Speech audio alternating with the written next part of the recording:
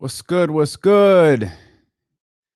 Let's go, baby. Welcome in, man. Championship Wednesday. I'll take it. Hump day, baby. It's awful outside. I don't know what area some of y'all are in, man, but it is awful out there. Hope y'all are doing all right. Everybody safe. Oh, Robbie Foster. Best believe. I will. Sorry to disappoint you, Manny. I'm wearing my own version of championship gear here, with the rap icons and the dope ones. But I feel you, Rich. What's good? I love that everybody is in here, like celebrating, embracing this. Champs is here. Mrs. Mac 10, what's happening, baby? What's up, winners? That's right. In here like the smoking sack. Yes, indeed, man. I was telling Jesse, man, someone's beating the shit out of me today. I walked the dogs this morning thinking, man, it's cool. Like everything's good. And it's like we're walking around like, I feel weird. Like, what's going on? And then I'm getting home and I'm like, yo, what is going on? And then I realized, like, yo, this isn't overcast. This is smoke. Oh, it's all bad. Rough. No good. So we pray for everybody's safety. There you go. Okay, that's what I was about to ask. Frankly, Floyd, good stuff, man. I'm glad the loved ones are getting out of there. Yeah, me too. Yep, me too. I've been trying to fight it off, and I hate taking medicine, man. I only take medicine as a last resort. Man, I was like, I fought off taking that head medicine this morning, but it like my eyes, like thankfully you can't see them. They're a little watery. It's tough. I feel like it's been a rough couple of years with the smoke up there. I appreciate Manny jumping in with the joke. That's solid. That's a good reference right there. That's the smoke we gave Boston. I like it. Oh, good for you, Hoop Studios. Man, I wish we could get some rain out here. That would just fix. Yeah. Oh man, I don't have the air horns, Dave. Like the air horns are on KC soundboard. I don't have no show starting.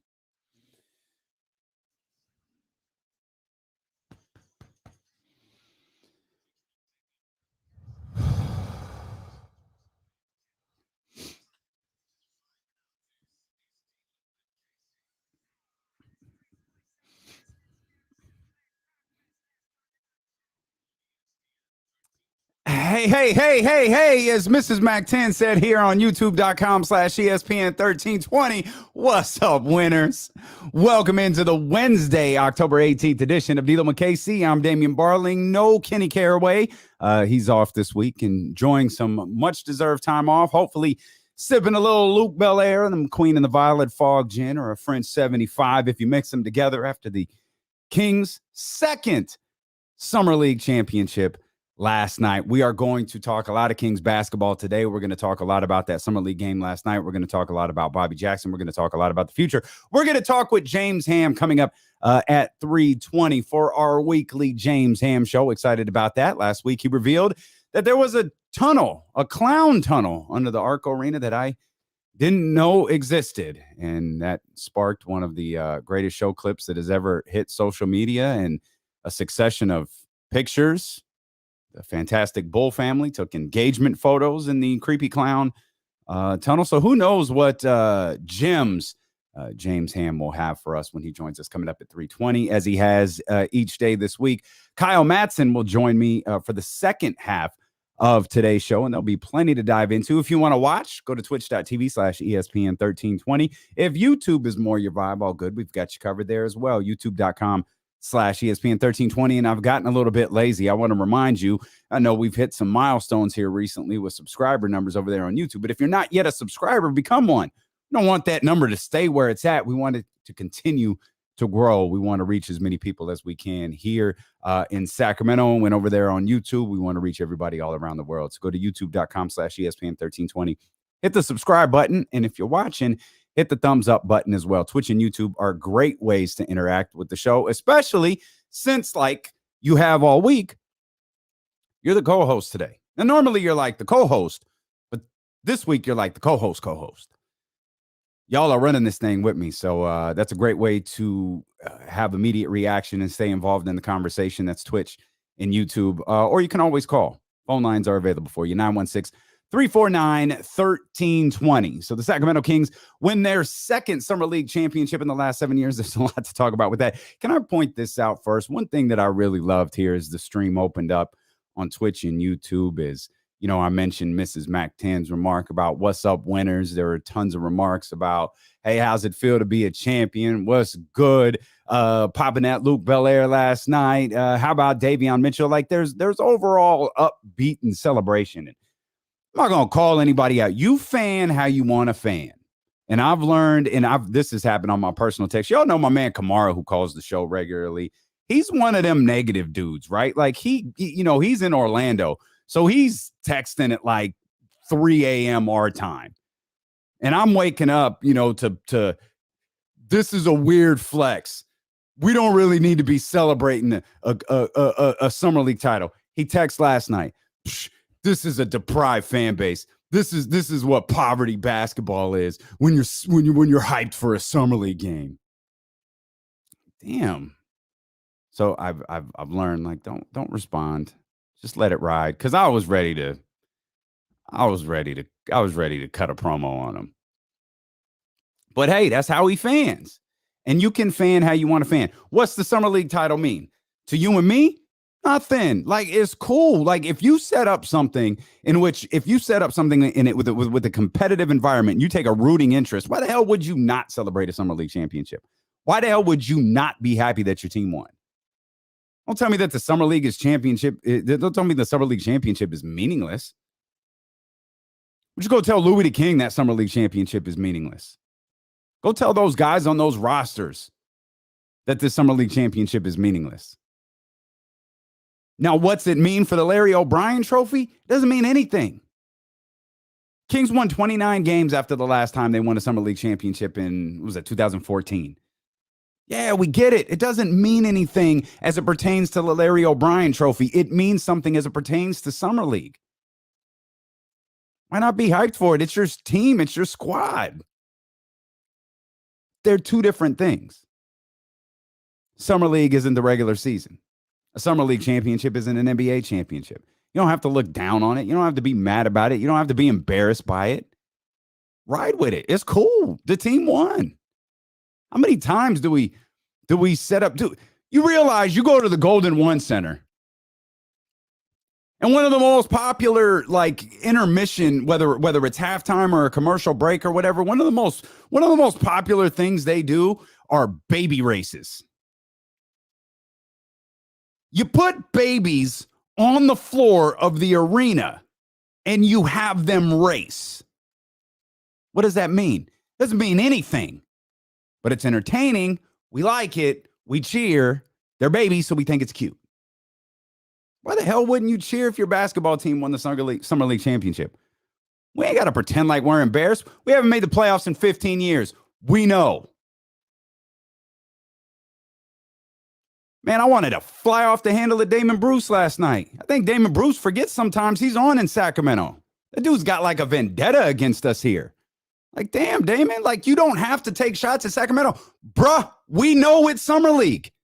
Let us have it. Like, let us have it. It's the Summer League championship. It's not, no one's claiming we're winning the Larry O'Brien trophy. No one's claiming champagne bottles are popping in June. We're taking the Summer League championship because the Kings were in a competitive environment in which a champion was crowned and our team won. Don't be embarrassed by it, man. Enjoy it. And I'll tell you another thing, too. And I saw my man, G Wiz, my man Greg Wingsinger over at the Kings Herald pointed this out. Man, a lot of people are going to get exposed when Davion Mitchell takes the floor this year. I was watching the Deuce and Mo podcast, and I think it's okay that I say this. Morgan referred to people who look at box scores and base their basketball knowledge off that as stat hoes. Yeah, I think Davion Mitchell's going to expose people. Davion Mitchell exposed SB Nation today. as I was mentioning, I was preparing for the show, listening to the Do Some Mo podcast, as I do every day. Do Some Mo will be with us tomorrow. Like, man, we talked about this yesterday. I think it was The Athletic. Might have been ESPN, but there were two. The Athletic was definitely one of them. I think this was before the championship game. They put out like the best summer league players. Not only was Daveon Mitchell, by the way, Cole Summer League MVP. Daveon Mitchell wasn't on any of those lists. No Sacramento King was on any of those lists. I thought Louie The King had a great summer league. Won the MVP for the game last night. No? That's okay. That's just the way it is here. It's no big deal. Well, I think we, and I think I can speak for us, we're excited about the way the team is playing. That's what we're excited about. We're excited that we saw something from this summer league team that we haven't seen before, regular season or summer league. And we'll talk more about that in a few minutes. But the Athletic ignored Davion Mitchell. ESPN ignored Davion Mitchell. And those came out before the championship game last night. So you're ignoring 4 games at that point. If you're those two media outlets. Then SB Nation drops theirs today after the championship game. This fool's got 13 of the best players in summer league. No Davion Mitchell.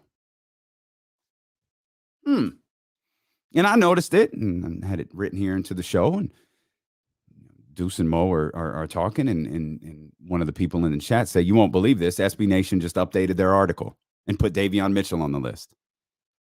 And I kind of laughed because I thought they were funny until Deuce and Mo went to the article and they threw Davion Mitchell, the summer league MVP, in as an honorable mention.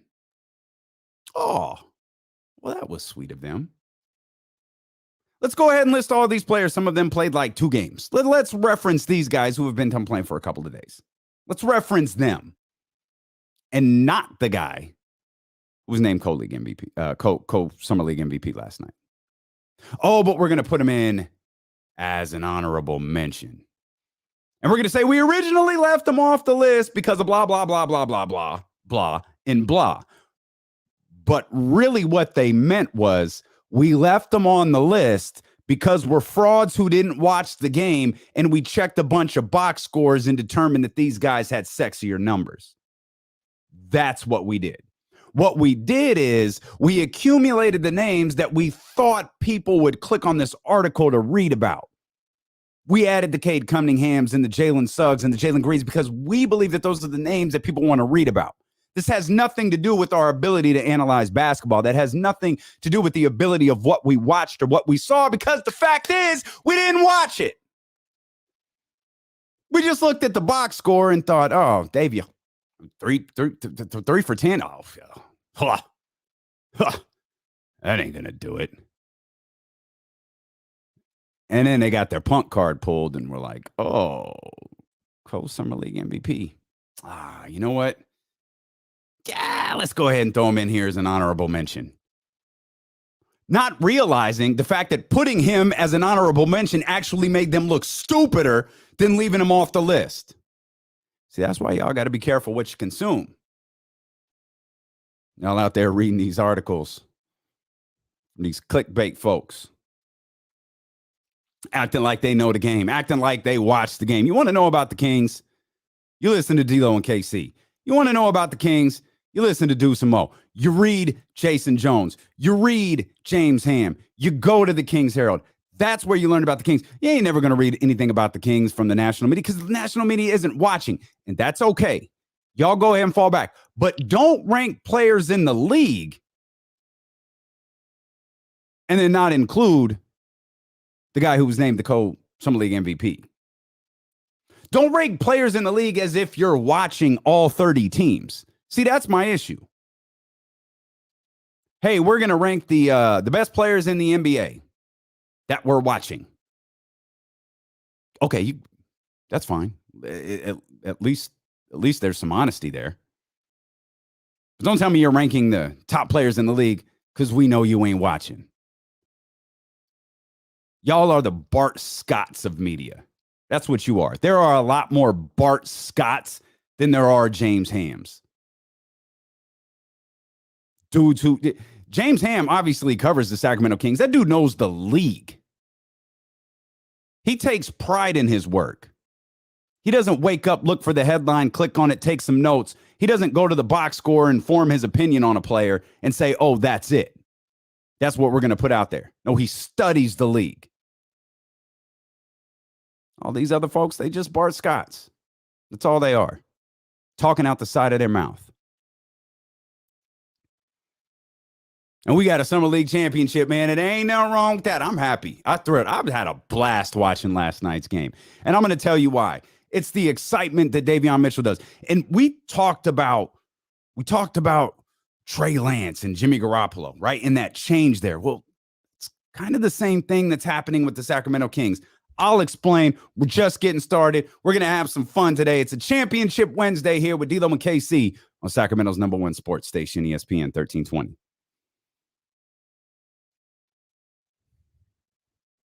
I know it's a tough day for you, buddy. That's all right.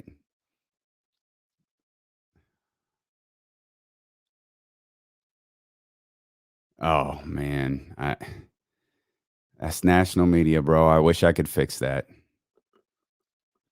I wish I could fix that, man. I really do. We're working on it. Just takes time. Takes time.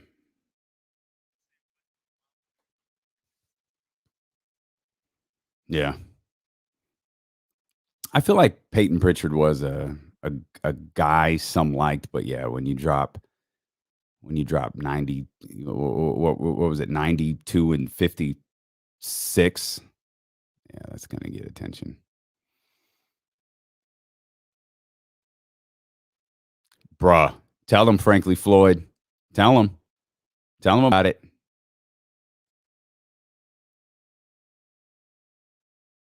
Yeah, I see you, Poker Pro. I see you. I won't put that on the screen because I'll probably get in trouble.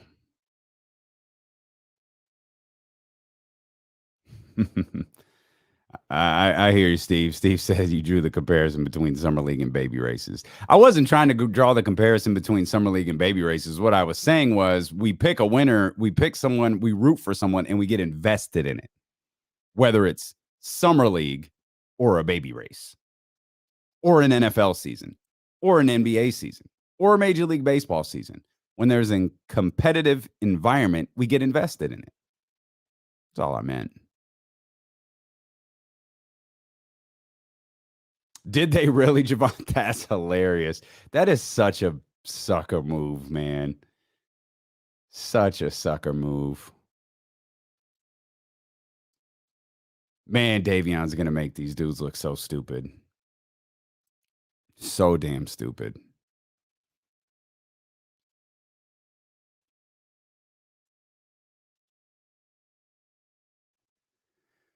Oh yeah, I know I've been slacking. Appreciate you, Franklin Floyd. Let's get those likes up, please. We need them post-show views to pop. Let's go. Can we get them thumbs up? Franklin Floyd says we got 103 in here. Let's try to get to triple digits. We got to triple digits yesterday, but let's really try to get to triple digits today. I don't know what the difference between the two is, but let's do that.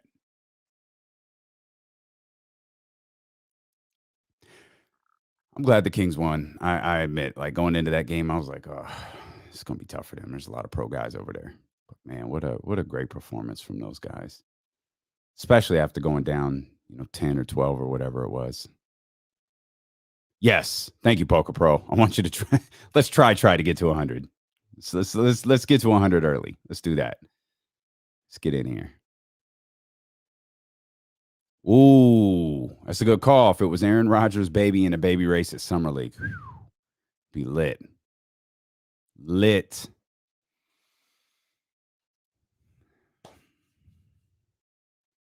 I'm short of guests today, man. It's going to be a lot of me talking. It's going to be a lot of me talking and referencing your messages. Are they saying it's going to be 3 hours? I hope so. I feel like their pay-per-view times have been pretty good lately. Like they haven't been hard to watch. I mean, Kimmy's right. Just hit the thumbs up button. That's it.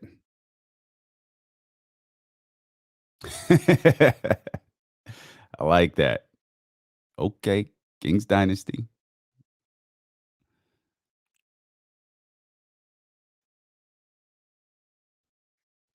Here we go. Appreciate you.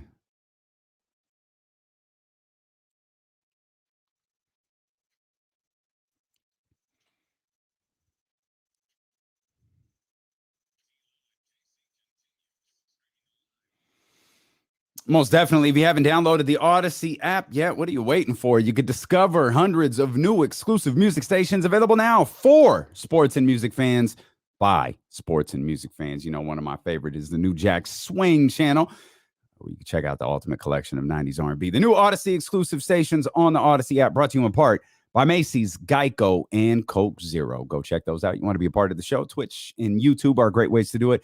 You can hit us on the phone lines as well, 916-349-1320. And you know, one thing we didn't even reference as we got going there, and Poker Pro Eric pointed out, Kings won by 33 last night. That's after they were down big to start the game. I was legit as worried as you can be about a Summer League game, and I'm not going to front. I wanted the Kings to win last night. I wasn't going into it like, it's whatever. I believed we were going to get some good content. I don't think what we're talking about today really changes much based on them winning or losing, but I wanted them to win. I think the stories, whether they win or lose, are the same. And the best story is Davion Mitchell. Like, my goodness, like Peyton Pritchard was the darling of these last few weeks. Oh, Peyton Pritchard's averaging 20.3 points in the Summer League. Peyton Pritchard drops 92. Peyton Pritchard drops 56. Peyton Pritchard takes on Davion Mitchell and goes for 6. Davion Mitchell had that dude locked up like Akon back in the early 2000s. He couldn't get free. He couldn't move. This dude was pulling up from the logo because he finally had space. Davion Mitchell is a reason to be excited about the Sacramento Kings. He is 100% a reason to be excited about the Sacramento Kings. Not because of how he performed in Summer League, but because of the kind of player that he is. He is a player that the Sacramento Kings haven't had in a long time. He might be the type of player the Sacramento Kings haven't ever had. We've talked about Patrick Beverley. We've talked about guys like Lou Williams. We've talked about guys like Marcus Smart. How could we get them here? How could we get a guy like him here? How could we get a dog? How could we get a dude who's committed to the defensive end? How could we get a dude with a high basketball IQ? How could we get a dude who would hold the team accountable? It appears we've got all of that in a rookie. We got all that from a dude who's been a pro for a month. I don't think that's an overreaction because this isn't a judgment of his play. Peyton Pritchard's a pro player. Peyton Pritchard is a pro that analysts like. Peyton Pritchard is a pro that Celtics fans like. Peyton Pritchard is a guy who you'll see on lists of guys to watch. Like, he got NBA minutes. He's not a Summer League guy. Him and Carson Edwards, not the same. And I like Carson Edwards, but Carson Edwards is a guy who's trying to find his place in the league. Peyton Pritchard is likely a guy whose place in the league is going to be elevated. He's got a place now. His place will probably grow this year. He's an NBA player. And Davion shut him down. He's not Dame Lillard. He's not Steph Curry. Hell, he's not even Jalen Green or Jalen Suggs. But he's a pro player who has a place in the league. And Davion shut him down. We've seen him shut down guys like Peyton Pritchard. We saw what he did to Book Knight. Which, by the way, speaking of disrespect to the Sacramento Kings organization, as Summer League comes to a conclusion, as the championship game comes to a conclusion, ESPN's coverage leave, they go to John Anderson, who kind of sarcastically says, oh, we're not going to watch them get the medals. Oh, that's fine. Let's spend some time talking about Davion Mitchell and the Sacramento Kings and what some of these young guys did. Hell, you know who Davion Mitchell is. You just saw him in the NCAA tournament. Nah, we're cool. Let's air like top 10 summer league plays. Oh, okay. Davion Mitchell locking up James Bouknight in the first game. That'll certainly be on one of the top 10 plays. Nah. Let's show this cool layup. Let's show the dunk from Kai Jones. Let's do that. Okay. Kings weren't mentioned again. Again, I'm not pretending like the summer league is a big deal. But you wonder why this league is the way that it is sometimes? It's because of networks like ESPN. You couldn't spend 5 minutes talking about a dude who won the NCAA tournament, then came back, was drafted by the Sacramento Kings, won the summer league. That feels like, it's not a huge story, but what else are we going to talk about? Oh, I know what it was because I left my TV on. I had to listen to a description of the testimony at Trevor Bauer's trial yesterday. Cool. That's what I'm here for as a sports fan. I want to hear the Trevor freaking Bauer story. Let's do that. And as a smooth segue, let's get into Sean Watson and FBI. That's cool. That's what I want when I go to SportsCenter. Instead of the game that just left your network. But maybe that's just me being bitter. And I'll take it. Hey, I have no problem being petty. I guess in this sense, I have no problem being bitter. But all those folks, they're going to choke on this one. ESPN, SB Nation, The Athletic, writers, journalists, league people. Y'all are going to look foolish for not shining a light on Davion Mitchell. Because he's different. We'll see what he does on the floor. We know as a player, as a man, he's different. His approach is different. We haven't seen that before. We've been excited for De'Aaron Fox. I don't think we were as excited about Tyrese Halliburton going in until he played that first game. He played that first game, and we're all in. We're all on the Tyrese train after that, and rightfully so. But this Davion Mitchell buzz is different. And the buzz for De'Aaron was certainly there. De'Aaron and Davion, not the same type of player. Not even close. And I'd argue that the buzz isn't the same. The buzz is different. We're hoping for a culture shift here. If Monty McNair was step one in a culture shift, Davion Mitchell is the next piece of that shift. When the week started, we were coming out of the first preseason game with the San Francisco 49ers. We're talking about Trey Lance. And what Trey Lance is different. There was a lot of good with Trey Lance in that preseason game. And some not so good. Jimmy Garoppolo, same thing. We said this on Monday. You saw what you wanted to see. No matter what side of the play Jimmy 16 games, Jimmy's the guy, or let's start Trey Lance week 1, or let's get Trey Lance in at some point in the season. No matter what side of that argument you're on as a 49ers fan, or even as just a football fan, or as a football consumer, you saw what you wanted to see in that game. Because few things get us as fans more excited than change. And I think about the draft we get hyped for the draft. Not just the NBA draft, not just because we're stuck in the lottery year after year, and we believe that the next guy coming in is going to be the change. We're not the only fan base that gets hyped. 29 other fan bases in the NBA get hyped about the draft. 32 fan bases in the NFL get hyped for 3 days about the draft. Draft equals change. We love change. Change brings excitement. We hope change brings something better.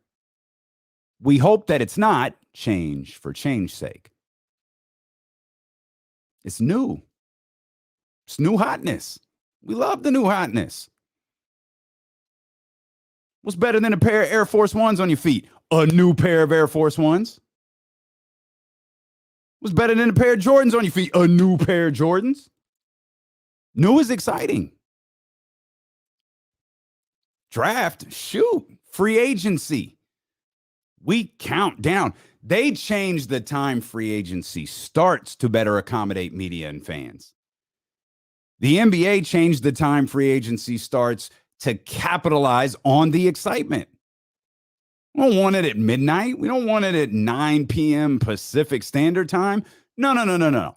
Let's put it in the middle of the day. Let's put it in the middle of the day so it leads all of the news coverage. So it leads Sports Center. So it leads afternoon drive radio shows. So it leads this. So it leads that. Let's take advantage. Free agency brings change, brings newness. Newness is exciting. Trade deadline, same thing. All of these things are in place because they create a level of excitement. They create a level of excitement because we believe no matter how good our team is, it's an opportunity to get better. It's an opportunity for change. It's an opportunity for something new, whether it's big or small. Or in the Sacramento Kings last year, it was a step.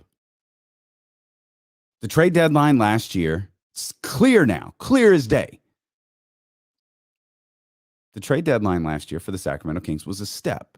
It was a step in the process. Saw the acquisition of Terrence Davis. Saw the acquisition of Mo Harkless. We saw the acquisition of DeLon Wright. And we saw what that amounted to. Wasn't perfect. Hell, wasn't great. It was hell, I don't even know. It was okay. We saw improvement, right? And that's what you want. You want to get better. By some measurement, you want to get better. The team improved a little bit defensively last year because of what they did after the trade deadline. It was a step. It was a step because Terrence Davis is still here. Free agency is coming on. Terrence Davis is still here.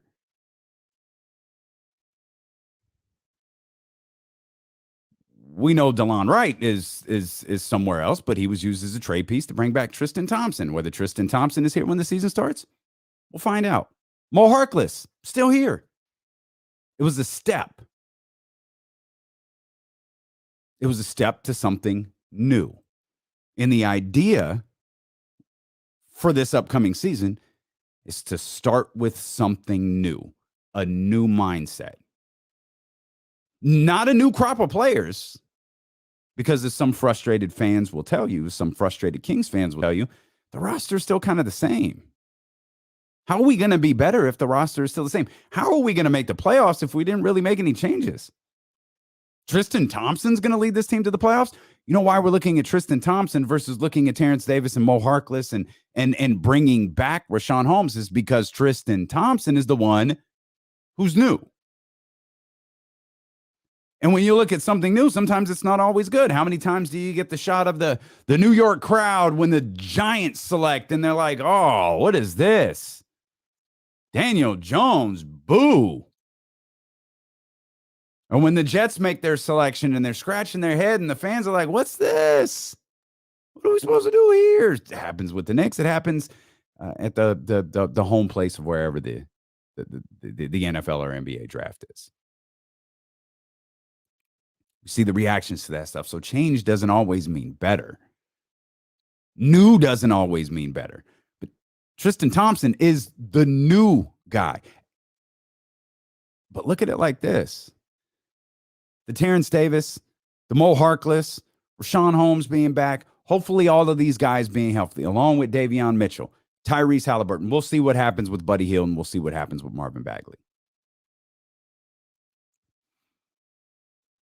It's a new start to the season. This isn't a trade deadline. This isn't coming in to get acclimated. This isn't let's finish out the final month of the season. It's none of that. It's a new start. to a season.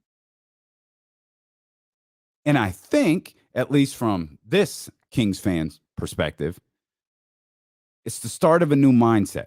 Now, what's the new mindset? We were talking about identity with my man Brandon Nunez from the Kings Herald yesterday. And he's like, maybe not so fast with the defensive identity here. Maybe we don't necessarily want to do that yet.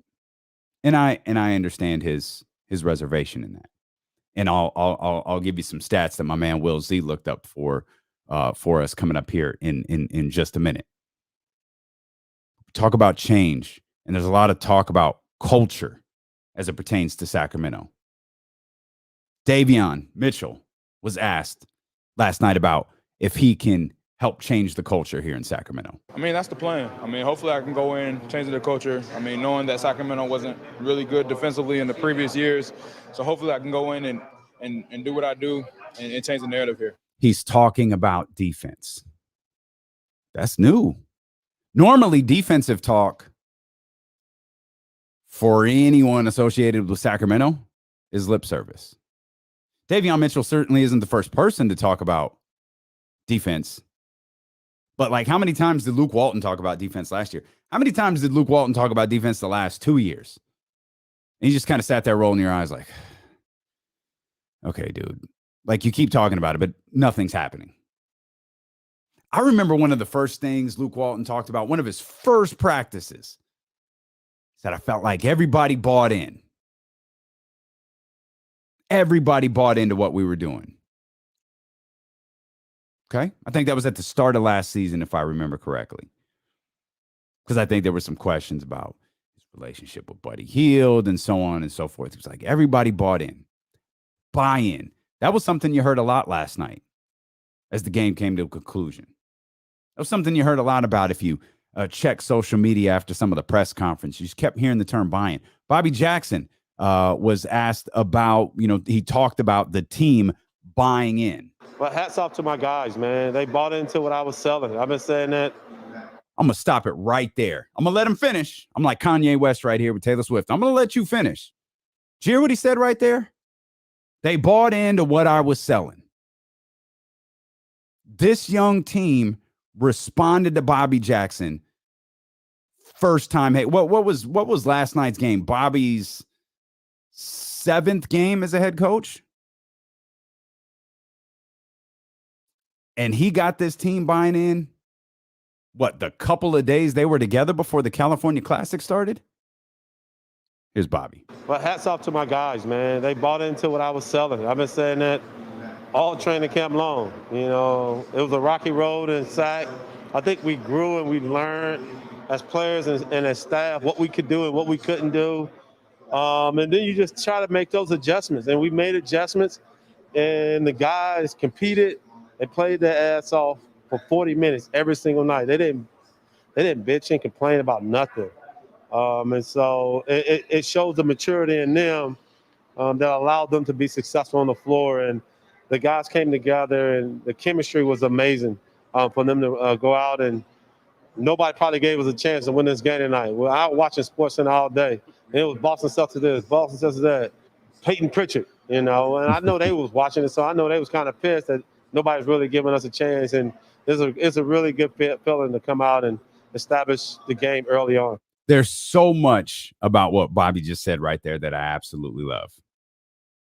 They didn't bitch. They didn't complain. They did what I asked them to do. They guarded the length of the floor. They got up and down. And another thing that I love, because I don't want to say it is annoying when athletes act like, or coaches for that matter, act like they don't see that stuff. Yeah. Bobby said, I was watching SportsCenter all day. Celtics this, Celtics that, Peyton Pritchard this, Peyton Pritchard that. Obviously, I'm a little busy when the show airs, but when I posted something last night about ESPN's coverage of the Sacramento Kings, someone hit me up and said that's all the Jump was talking about. They were talking about the Boston Celtics. They were talking about Peyton Pritchard and his scoring ability. And hey, like my partner would say if he was here, we've earned this. It's 15 years right now.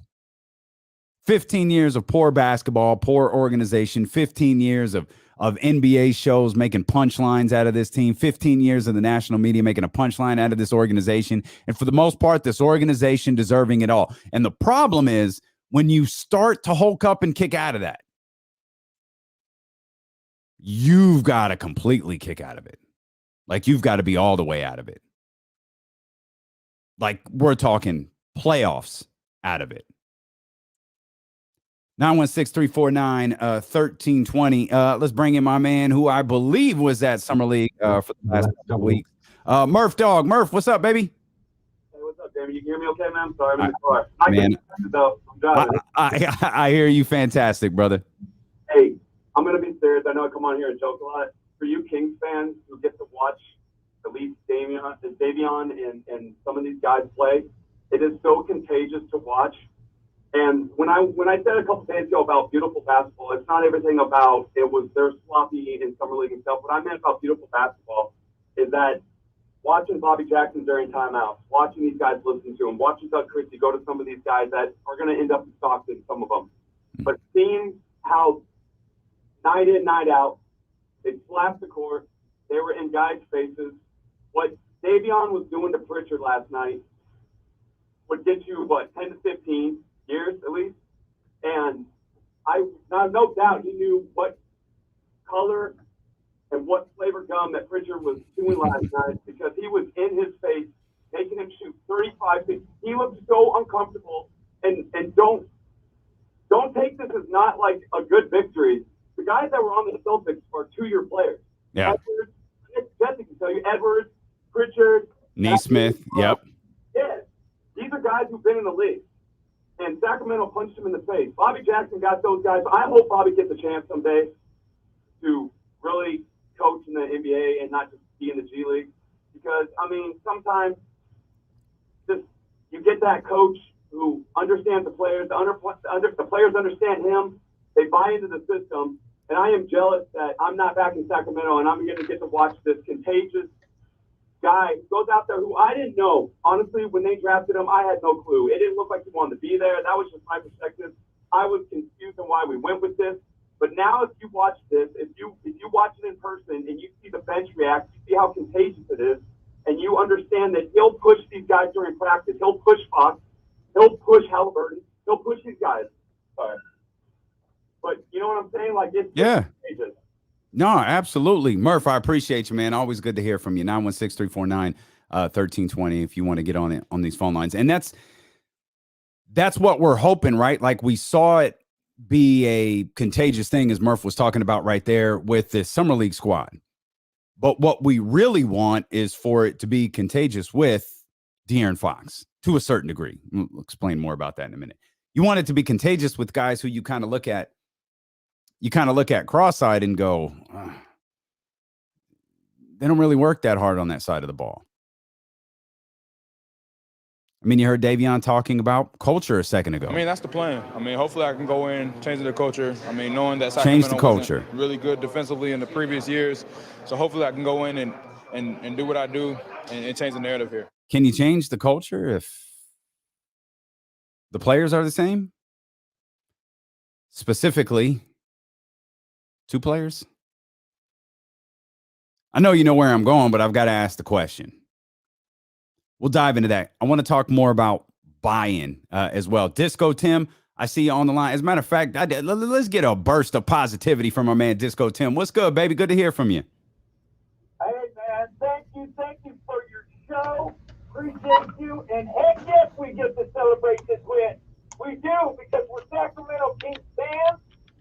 Today I was talking about the win, and they were telling me, oh, wait till Steph, get the shot at Daveon. And I said, yeah, Steph will probably eat him up, but Steph's the best player in the world. And you guys, you're scared. You're scared. And what I really want to say is you were absolutely right. This franchise is the laughing stock of the league. And being a Sacramento Kings fans, we know that anytime we open up our mouth, somebody slaps us down. But not today. Not today, Davion. Thank you so much. Go Kings. I'm with that. That's good stuff, Tisco Tim. TC, I see you. I want to get to you in just a heartbeat. Don't hang up. I don't want to cut you short on the thoughts that you have. on the Sacramento Kings. If you want to jump in here on the phone lines, please do. It's just me and you, like Tony said back in the day. I think I threw in an extra Tony. Yeah, I might have thrown. Did y'all ever see? I can't remember what the movie was, but there was a fourth Tony. It was Tony. I can't remember what movie that was. It was a terrible movie, but that line in particular made me laugh. TC, we got you coming up in just a couple of minutes. 916-349-1320. As I mentioned, James Ham is going to join me for the final hour of the show. He's going to join us for the final hour of the show. Kyle Madsen will join me for the final couple hours of the show. So we're going to come back. There's a lot more to talk about, including want to get back to what Bobby was talking about right there. Bobby Jackson was talking about buying in. Can this 82-game roster buy in to what Donovan Mitchell served up in this summer league? I think they can, but there's some things we've got to talk about, and we'll do that as D'Lo and Casey continue here on Sacramento's #1 sports station, ESPN 1320. It's a dumb ass movie too. Is that what is the movie called Pop? Is that what it is? A Lonely Island movie that I see. Pop Star. Will Z says it's called Pop Star. That sounds right to me.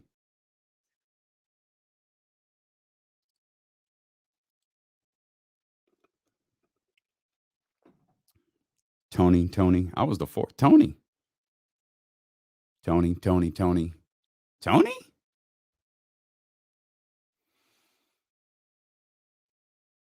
All right, see what else we got here. Take a quick glance at the stuff I doing here. Oh, I got Will Z's defensive ratings.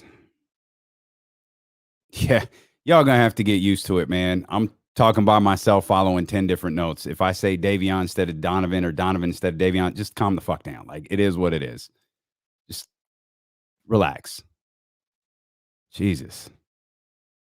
Like, if y'all want to just go ahead and keep track of the mistakes I make throughout the day, I guarantee you there's going to be a lot more than one of them. Where are Will Z's? y'all are gonna be sick when you hear this thing that Will Z dug up about coaches who finished with the worst defensive rankings and what happened the next year. Y'all are gonna be sick. For like 10 different reasons, y'all are going to be sick. When he sent this to me last night, I was looking at it like, is this real? And I'm like scrolling through it, and oh, man, I know Will Z is in here. These names, boy. Woo! Child, please. Man. Where do I have that? Oh, I don't even have that in the next segment. I try to be a little bit more regimented when I'm alone. So cause I'll let a topic like take off within the block, but I try not to veer off to what I'm going to talk about later, because I don't have anybody but you guys to bounce off of. So it's like, crap, I got this Will Z stat, but I can't give you the Will Z stat yet because I wrote it in later. But it's a good one. I don't know what Tibbs is horrible. He is, but he's damn good defense. This Kings team, that's true. I mean, oh, okay, that's where that line came from. I got you. Oh, we see you there, man. Glad you found the show. Appreciate you, baby. All right, Mike. Good to see you, fam. You can't. Yeah, Tibbs did say Kemba was playing on a back-to-back. Oh, I know, man. I know, but I gotta clap back because I get sensitive.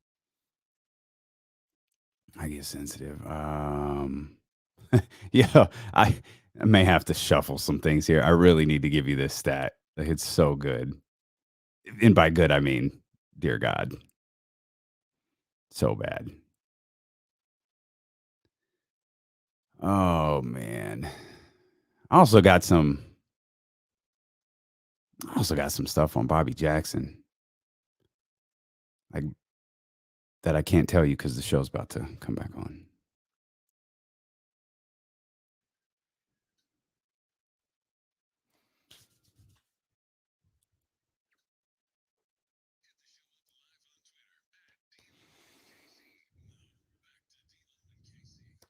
Looking for sports betting content all day long? The BetQL network is now available nationwide on the Odyssey mobile app and a website, over 10,000 home and auto-connected devices, and at BetQLnetwork.com. This is Wagertainment for every fan, morning, afternoon, and night. Betting angles throughout the day, insights from local and national experts, entertaining content to keep both casual and hardcore bettors engaged. Get sports betting tips from the best in the game. BetQL Network streaming now on Odyssey. No word yet on the over-under of me calling Daveon Mitchell Donovan Mitchell today, but apparently we've already passed 2. So hopefully the over-under is 2.5, and I can make some of y'all some money. Let's get into these phone lines now. 916-349-1320. TC, appreciate your patience, fam. What's on your mind? Eli, what's up with my brother, man?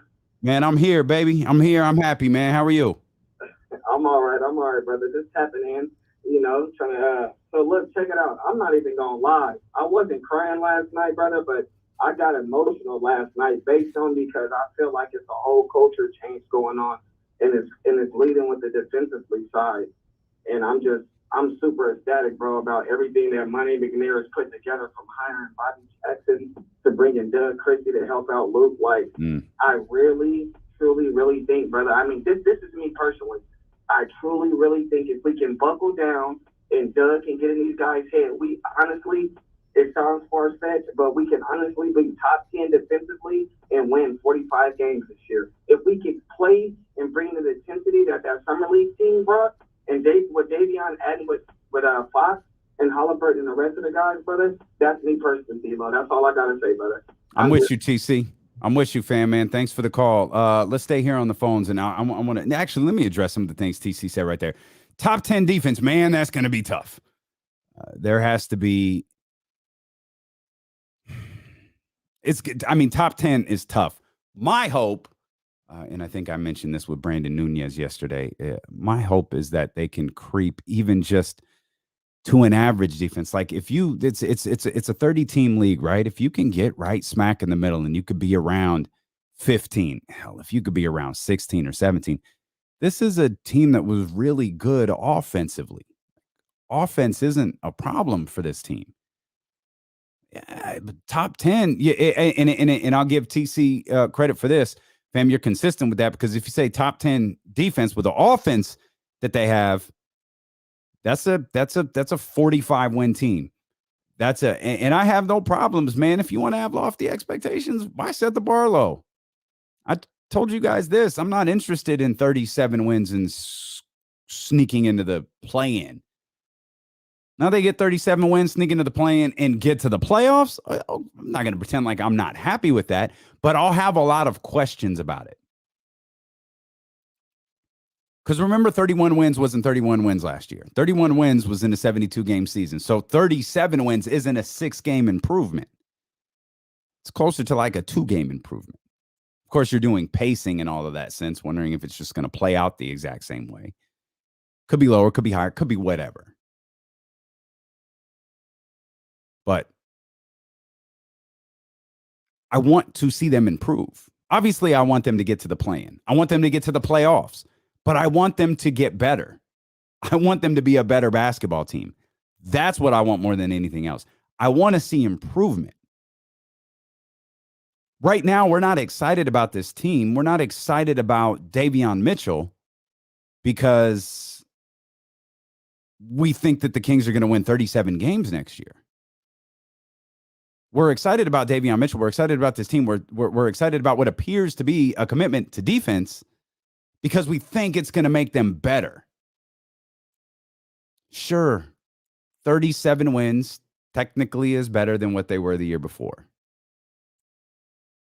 Didn't Jaeger win 39? Been chasing our tails since then. Now, I'm not one of those people who was of the mindset Dave Jaeger would have been here and the team would have won 45 games the next year. I don't believe that. I don't know how much different the team would have been the next year with Dave Jaeger versus without. The identity might have been a little bit more clear, but still, we don't know that. It's all what ifs. 916-349-1320. What's good, Andy? Thanks for calling. How you doing? Thanks for having me. You bet. What's on your mind? Hey, man, just wanted to discuss Sacramento Kings. Listen, my dream job has always been to be an advisor for the Sacramento Kings. I've been following that franchise since the 90s, and I've probably watched 80% of the games since 2001, when you had Vlade, C-Webb, and Doug Christie working his ass off on defense. With all due respect, I'm a realist, and honestly, I felt like their off-season could have been a little better. But as I take from a positive, the best thing they did, in my opinion, was hiring Doug Christie, because the fact that they were last in the league in defense, and you bring in a guy like that who's so passionate about defense and about the Sacramento Kings, like just the way he speaks, the way he defends, everything Doug Christie, the way he plays, I really respect that, and the Kings needed that desperately as an example, So signing him as a coach and bringing in Daveon, obviously, he locks people up. You know what I mean? I'm hoping that he's kind of like a Gary Payton, like a two-way lock you down, but can still score 20 a night. Yeah, Andy, before you go, let me ask you this. I completely agree with you on the assessment of Doug being the highlight of the Kings offseason. You say you wish they had done a little bit more. What do you wish they had done differently? 100%. Thanks for asking. I 100% want them to go after Ben Simmons or Pascal Siakam, which I listen to your show daily, so I know you talk about those guys a lot. But just a guy, you know what I mean? Because as good as their guard depth is, right? I'm a huge scouter of talent, and they needed kind of a wing defender, a guy who can score and also defend the three, because the main Achilles heel for the Kings is defending the three-point line. And it doesn't get any better on the defensive end than Ben Simmons and Siakam, as far as, in my opinion, because they have so much length, they can score inside. So they're just good two-dimensional players. So whether, you got to give up Hield, Harrison Barnes, and Bagley, I mean, I think it's a good thing. As long as you get to retain that talented young backcourt, I say do whatever you can. Okay, that's good stuff, Andy. Thanks for the call, man. We appreciate you, and I'm thrilled to hear that you listen regularly, man. Thanks for that. And I don't know that I feel like the Kings, based on what we've heard, the Kings have attempted. The Kings have, again, based on what we've heard, the Kings have had conversations about Siakam, and they've had conversations about Ben Simmons. We've all seen the asking price for Ben Simmons. I mean, it's tough to grade a general manager on like hypothetical trades. And again, I completely get the idea I completely get, people who feel like Andy doesn't, and I wish the Kings had done more, because on the surface, it looks like, the roster is still the same. What? We saw what this roster did last year. Like, we want the excitement of change. We want the excitement of new. And I think most of the change, or most of the new, centers around two guys. Centers around Marvin Bagley, who I think most people think needs a change and needs something new. And Buddy Hield, same thing. Buddy, I think, is a little bit different than Marvin, but I feel like, Buddy signed that contract following the Dave Yeager year, and expectations were different. I would say he didn't even stay the same. He just kind of gotten worse. He's still talked about as if he's playing the way he did that final year with Dave Yeager, but he's very much not. And so I think that's where people see they look at the roster and they go, well, it's the same. It is pretty much the same as it was when the season ended. It's certainly not the same as when the season started. So I believe that I got to believe that Monty McNair and this front office have had conversations with the Philadelphia 76ers, though we've seen the asking price, the alleged asking price. for Ben Simmons, at least as it pertains to Golden State, and at least it pertains to San Antonio, or excuse me, Toronto, Golden State and Toronto. Kings, we heard De'Aaron. De'Aaron's name was brought up, and that's the end of the conversation. Hey, I'm a Ben Simmons guy too, a lot more than others are. I think he's a good ball player. Not for De'Aaron. Siakam. I love Siakam. I thought that was a very real possibility. I thought it was a very real possibility that Pascal Siakam was going to be moved. Then we heard, I think it was earlier this week or late last week, from Jason Anderson told us, I don't think Toronto's interested in moving him. I think that stuff with Nick Nurse is kind of being overblown a little bit, and they know how talented he is. We saw the drafting of Scotty Barnes. You got to be able to move him right now, don't you? Siakam can go. At least right now, it doesn't appear that way. So you need two teams to be able to execute a trade. You need two teams to willingly agree on something. And you need one of those teams to not leak it to Adrian Wojnarowski. Let's get Manny in here real quick. Then we're going to give away WWE tickets. Manny, what's good, baby? Good to hear from you. What's good, Damien? First of all, don't go 10 o'clock at night down Freeport honking your horn, yelling, don't go. You'll get into a lot of trouble, man. Oh, okay. Well, that's the last thing we need is you getting in trouble.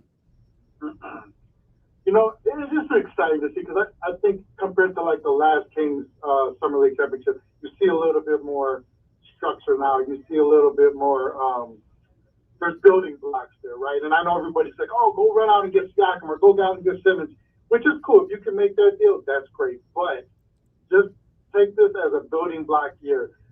Fox gets better.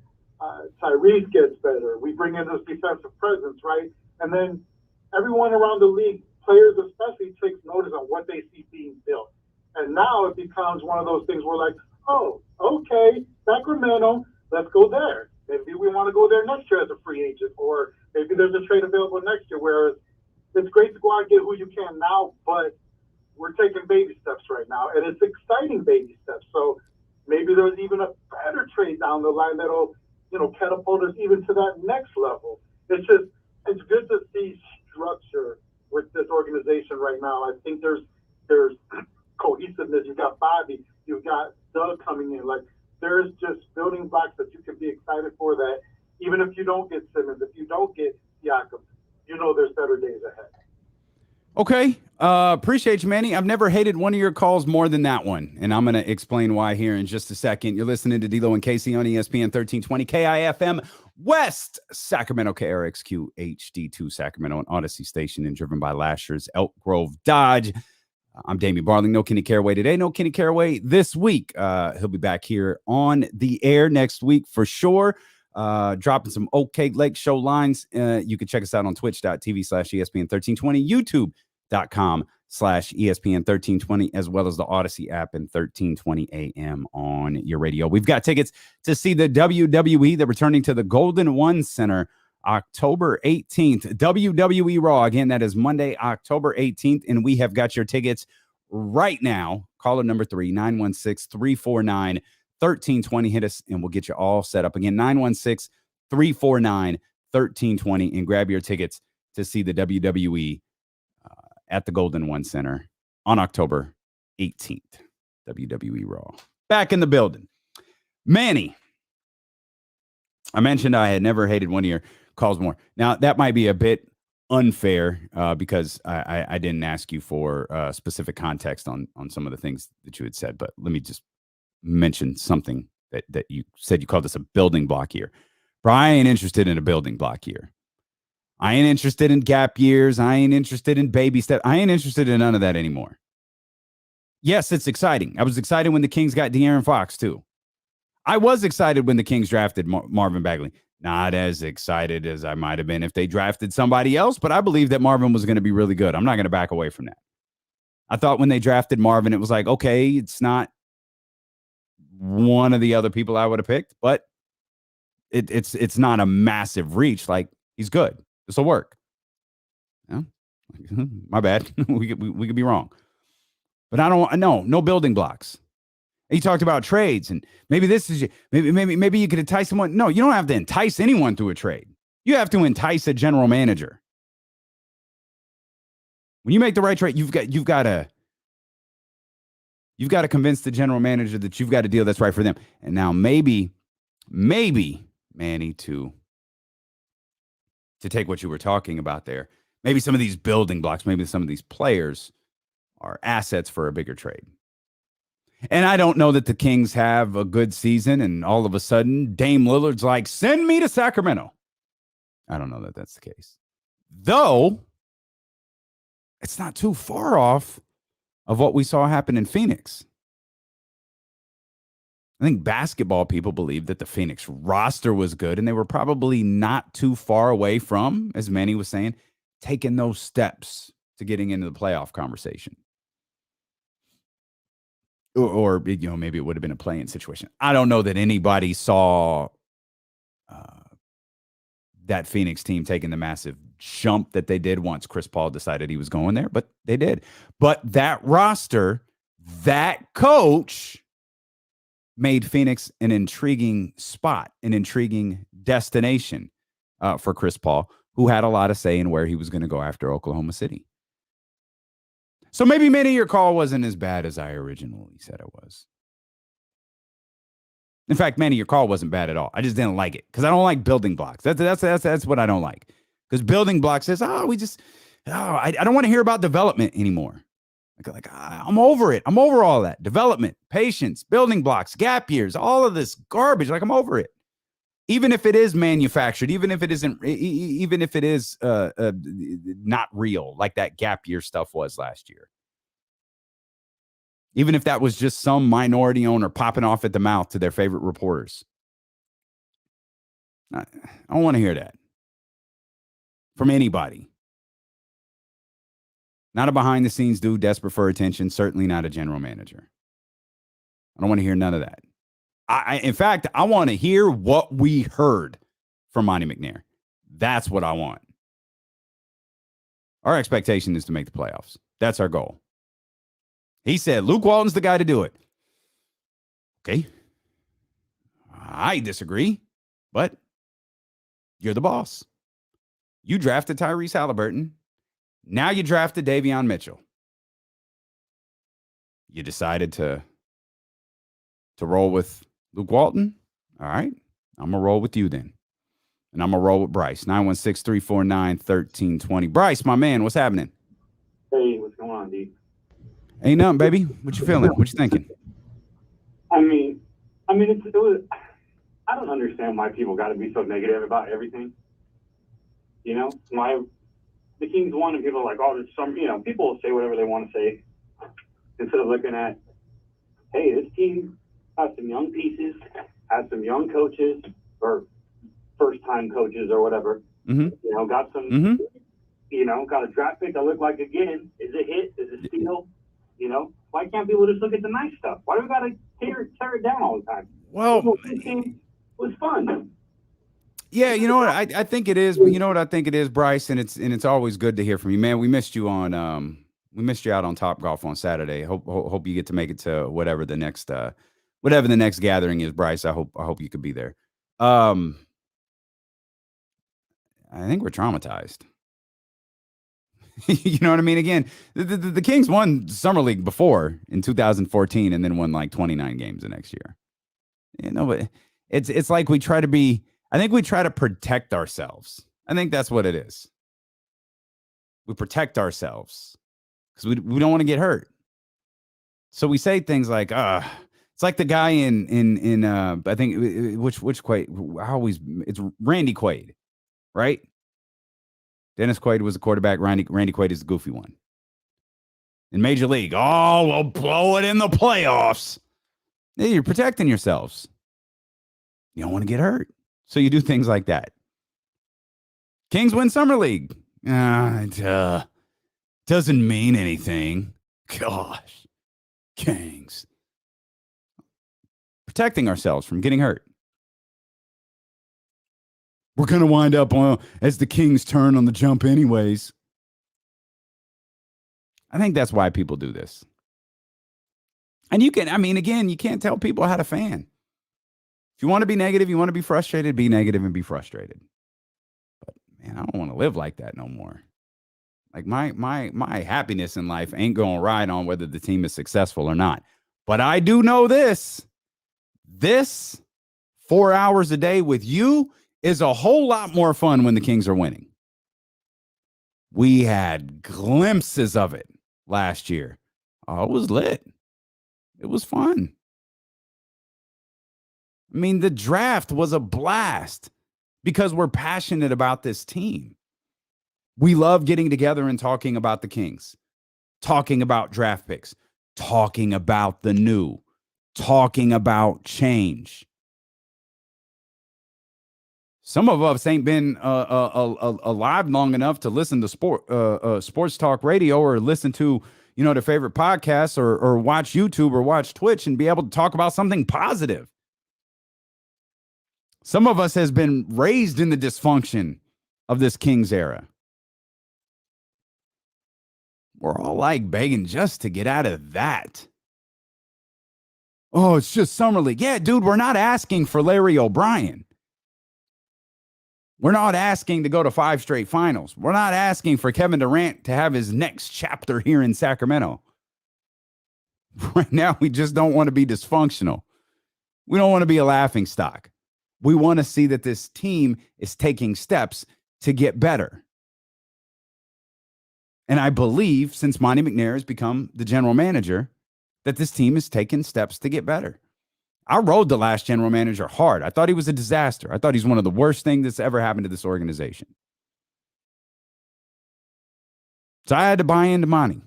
They went through a hiring process. They did everything a normal franchise would do. They had a search firm and they had a process and all of these different things. And of course it wasn't a couple weeks. Monty was on the job for a week and a half before someone had to put out the first. Oh, there's already rumblings of ownership interference. It's a defense mechanism. It's what we do because we're preparing for the next thing to go wrong. At some point, it can't go wrong anymore, can it? I mean, Jesus, we're at 15 years of this. I want to go back to the remarks from Bobby Jackson, particularly the first thing he said about buying in, about this team buying into him. But hats off to my guys, man. They bought into what I was selling. I've been saying that all training camp long. It was a rocky road in SAC. I think we grew and we learned as players and as staff what we could do and what we couldn't do. And then you just try to make those adjustments. And we made adjustments, and the guys competed and played their ass off for 40 minutes every single night. We could end it right there. Bobby talking about buying into what I'm selling. I heard Luke Walton use that same term before. After the first practice last year, buying in. Okay. And if you recall, the start of last season, it looked different. Weren't they like 3-1 or something like that? It looked like there was something new there, and he was talking about the buy-in. Everybody has bought in. Okay, by the end of the season, had everybody bought in? By the trade deadline, had everybody bought in? And Bobby talks about that buy-in right there. Now, Bobby Jackson is the coach of the Stockton Kings, not the Sacramento Kings. But that buy-in line is universal. Can the Sacramento Kings wholly buy in to a mindset that is committed more to the defensive end? Whether that's instigated by Monty McNair or Luke Walton, or a combination of Monty McNair and Luke Walton, or it's instigated by Davion Mitchell, or it's instigated by Davion Mitchell, Luke Walton, and Monty McNair, or Davion Mitchell or Tyrese Halliburton, or take whatever combination of players that you want to. Can the team as a whole, can the product on the floor, can it universally buy in if Buddy Hield and Marvin Bagley are still on the roster? And that's not to pick on Buddy Hield or Marvin Bagley. But if you were to pick two guys who you don't believe bought in, wouldn't it be those two? If you were to scroll through game footage last year of guys getting frustrated, didn't happen a lot, but it happened. If you really knew what you were looking for, you see De'Aaron staring at somebody. You see Harrison Barnes shaking his head, walking back to the bench. They were normally responding to one of those two guys. Now, it was more Marvin than it was Buddy. But can this team buy in defensively if those two guys are still on the roster? I want to talk about that. And how much better could this Kings team really be defensively? They were the worst in the league last year. D'Lo and KC statistician Will Z, well, he dug up some interesting notes as it pertains to defensive rankings and improvement the following year. Oh, dear. You're going to want to hear this. I promise I'll have it for you next here on Sacramento's #1 sports station, ESPN 1320.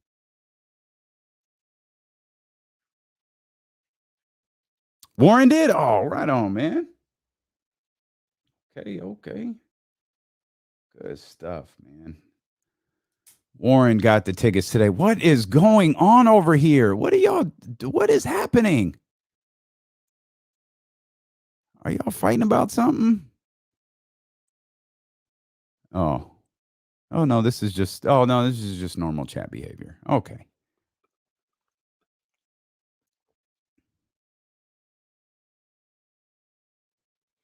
Okay. All right, Jill. All right, everybody, act right. The one adult is here. Ramsey's here too. I remember the Luke Walton 2 dribbles. I should have saved that clip. I'm angry that I didn't. I absolutely should have saved that clip. Yeah, I remember that. Like that particular moment really stands out to me.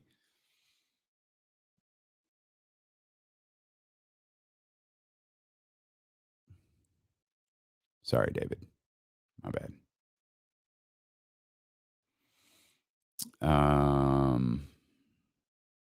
Hey, Coach. What's up, Coach? Hey, Warren, congrats, man. That's good stuff.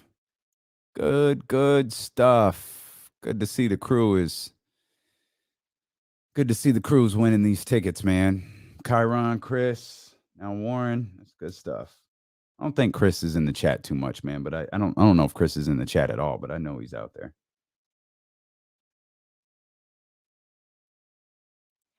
Appreciate y'all hanging out, man. I hope y'all hitting the thumbs up. I haven't checked YouTube. Appreciate y'all hanging out, especially when it's just me staring at the camera. My dope one said, "Oh, look at y'all, 103 at 105. Man, y'all are the best.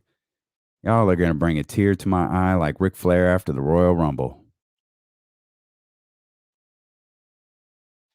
Man, that's dope. Good stuff. Appreciate you guys. I did. Yeah.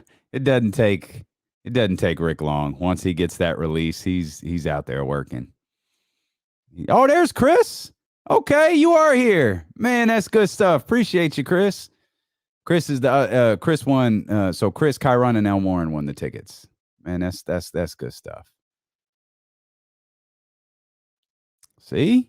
That's what's up, man. That's cool, man. I love that. I love when I get to see the crew win stuff.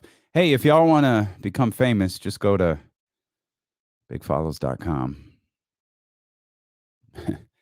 That's what it's about. You know why that is. It's because y'all bought that McQueen and the Violet Fog, and y'all bought that Luke Belair, and these other companies were like, oh, let's use D'Lo and KC. Oh, man. What else is happening here? Oh, that's right. There's a good chance that y'all are going to be sitting together, or at least pretty close to each other. I'll see what Xavier says here. This is the year of Luke and how he handles the roster he's been given. Yep. 100%. 100%. Yeah, bruh. I know you are. I know you are. I almost poured a little glass last night. My thing is, man, I'm like it's really hard without Kenny here. Like Jesse and I are busting our ass for these 4 hours, like because it's just we're short an idea person. I wanted a drink and a cigar so bad last night, but I needed to stay. I needed to stay zeroed in on today, especially since I lost one of our guests today.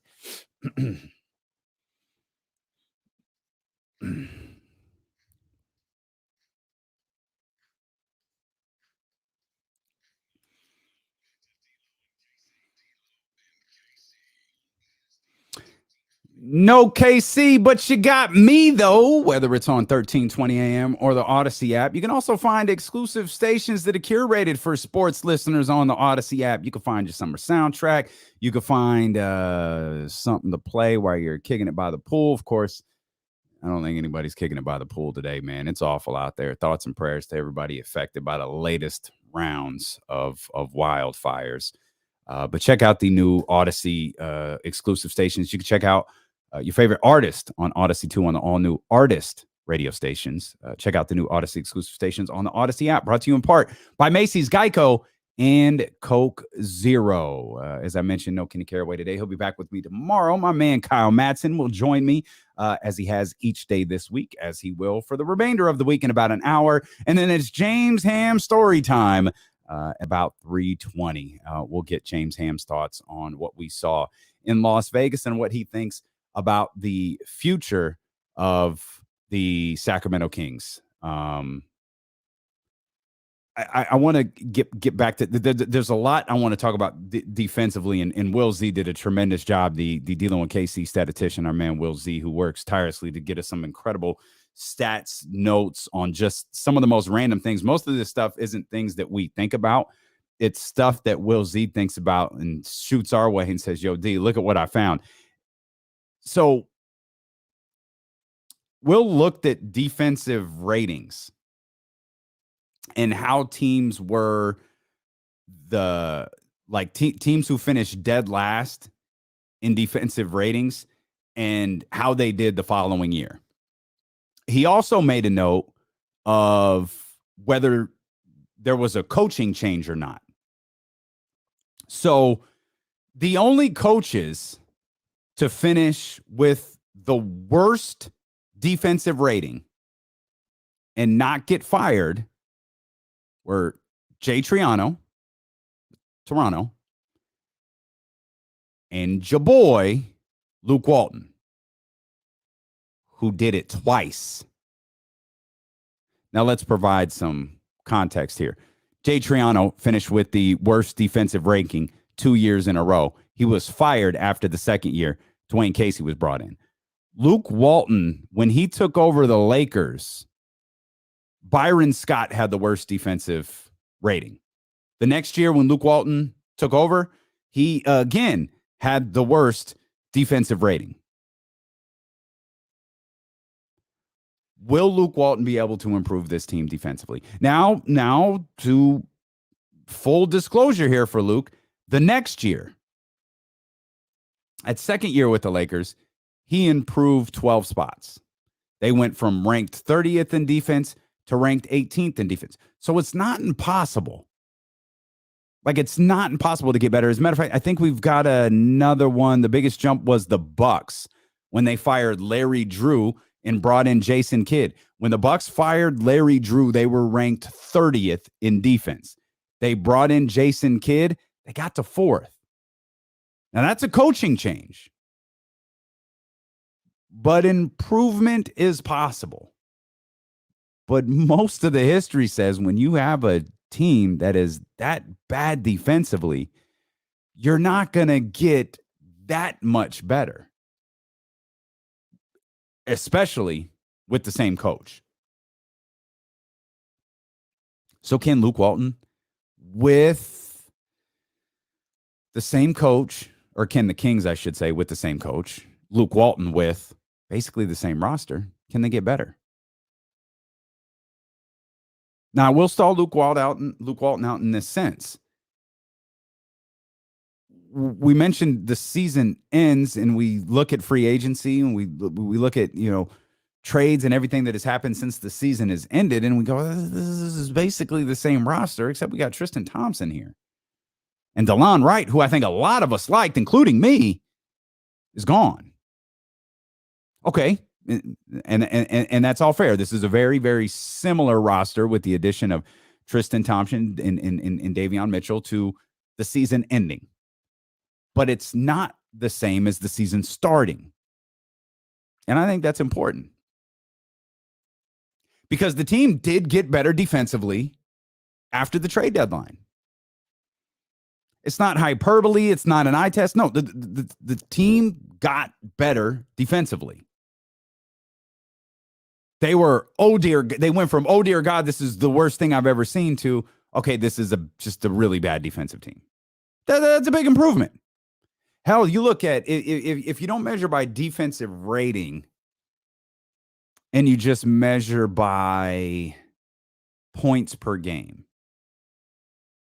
Kings got better there too. I mean, defensive rating, they were still last. But points per game, it was them and Washington until the trade deadline.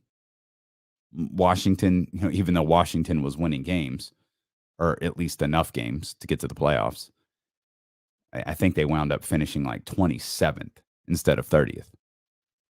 Again, I'm just trying to get I'm just trying to point out a difference.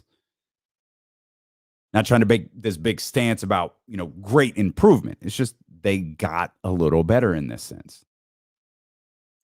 And that was without Tyrese. A lot of that was without Tyrese. A lot of it was without De'Aaron. Maybe that's not the story, though. Maybe the story is that it was without Marvin. Because we know Buddy was playing, and we questioned Buddy Hield on the defensive end. We know it was without Marvin Bagley.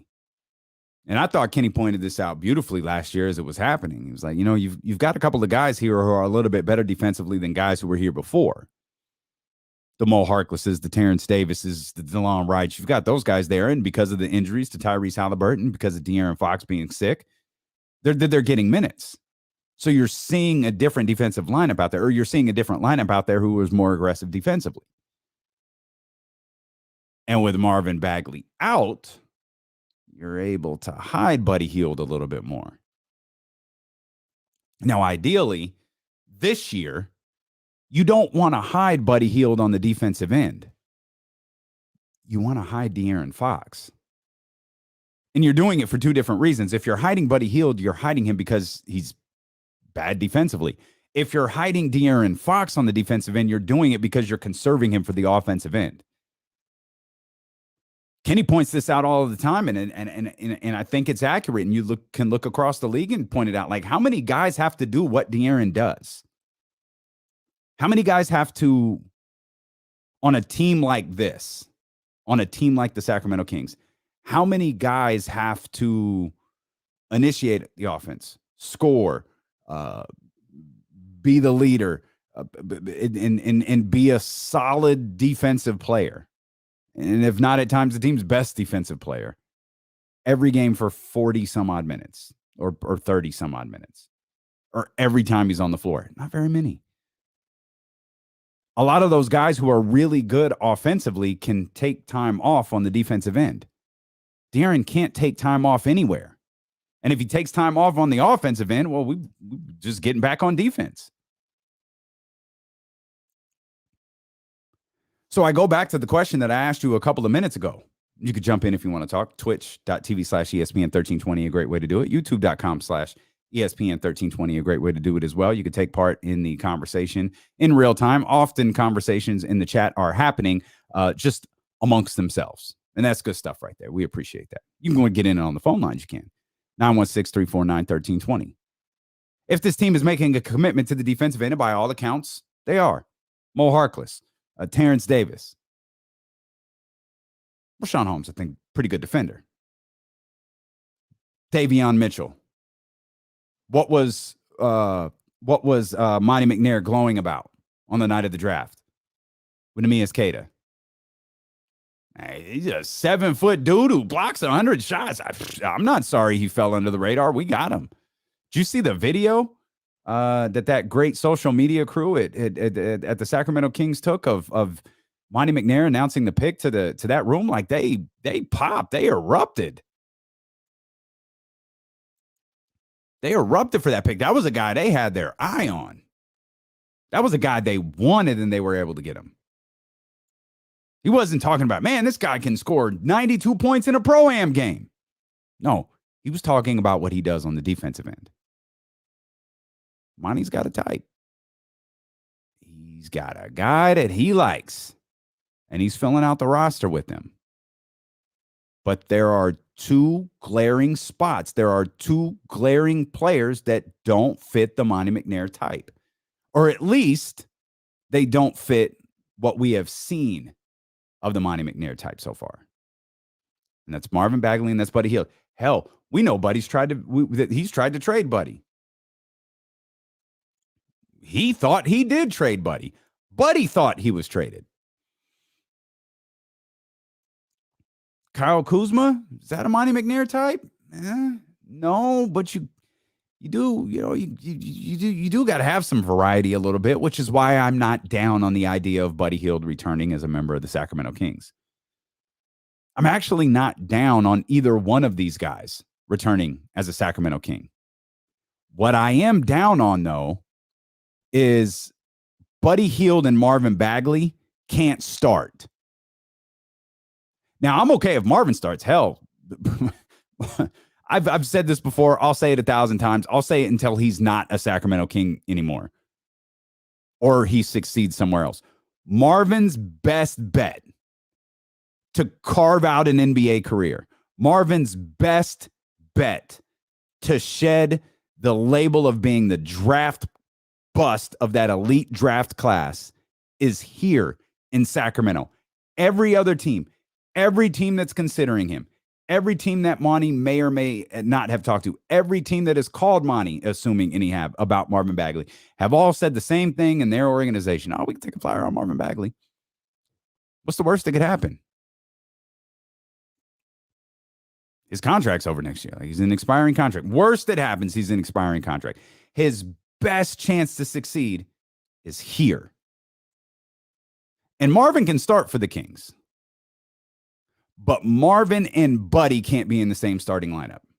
You can't have two guys that bad defensively with this group in the starting lineup. Absolutely not. If you want to start Marvin at 4, I'm fine with that. Rashawn at 5, Harrison at 3, cool. Tyrese is at 2, De'Aaron is at 1.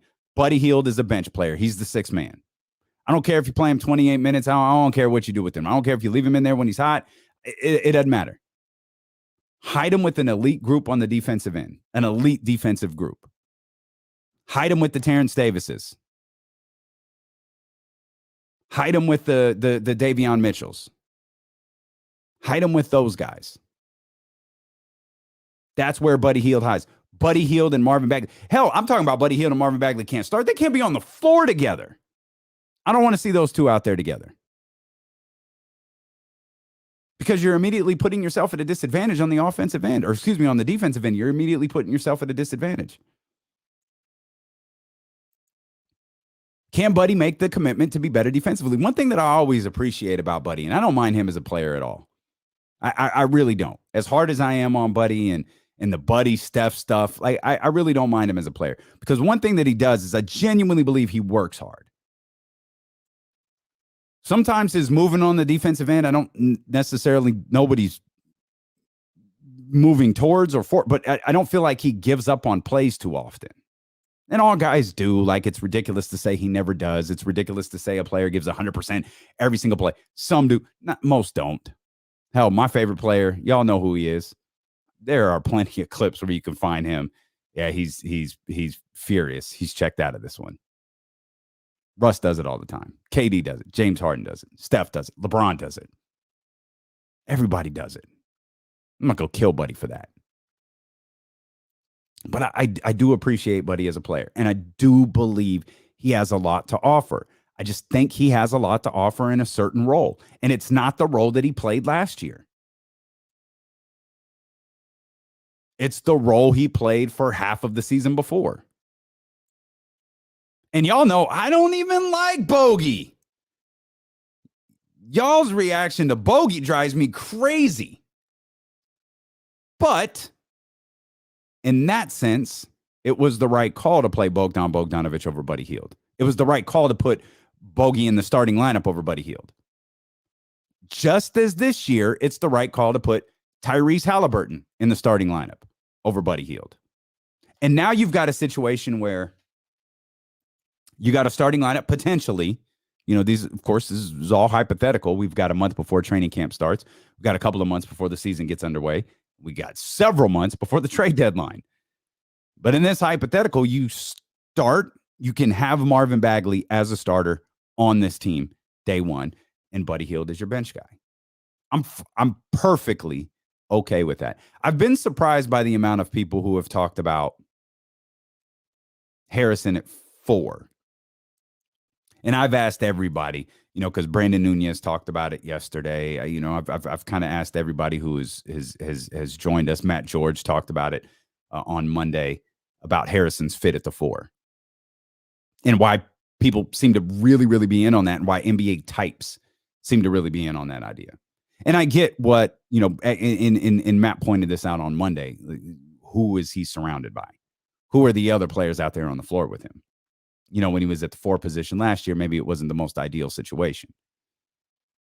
But I don't think this team is starting the game with the 3-guard lineup. Now, that's not to say we don't see a situation where De'Aaron, Tyrese, and Davion are out there, or De'Aaron, Tyrese, and Buddy are out there, along with, you know, I guess Harrison and perhaps Rashawn, or Harrison and Alex Lynn, or Tristan Thompson, or I don't know. You can work that out however you want to. But a position of need for this team has been the 4. So why not? You got one. You got a player at the 4 who's on an expiring contract. Again, whatever Marvin wants, I'm pro player. I try to always be pro player. But in the case of Marvin, I don't care. I don't care if he doesn't want to be here. Fam, you want to save your career? You could do it right here. Your best shot is doing it right here. We've seen how successful Buddy can be off the bench. And imagine if this team is I want to stop short of calling them an elite scoring team, but I mean, what were they? I got the notes right here. 11th? Yo, they were 11th in points per game last year. Imagine them being 11th and better defensively. And this goes to what Luke Walton talked about. Hell, this goes back to what Luke Walton's talked about the last 2 years. Let the defense lead the offense. It goes to what Luke Walton talked about but couldn't execute. It goes to what Monty Williams didn't talk about and actually executed. When you have in the Phoenix Suns case, in the bubble, when you have the best defensive rating, it can lead to the best offensive rating. When you have the best defensive rating, it can lead to having the highest points per game in the league. In their case, it was a short stretch, and I understand that. But one led to the other, and that's long been what Luke Walton has said he wanted to do here. And so, to me, we could talk about the growth of Tyrese Halliburton. We could talk about the elevation of De'Aaron Fox being a superstar in this league. We could talk about what Davion Mitchell has to offer this organization, this fan base, this roster. But for me, no bigger spotlight, no brighter spotlight is on anyone brighter than Luke Walton. I'm deadpanning Luke Walton all year until I see what happens.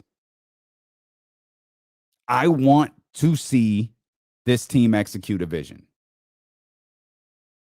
And there's no way the idea is to not be a significantly better defensive team. And if that defense leads the offense, man, you've got a team. Shoot, I'll go back to what Andy was talking about.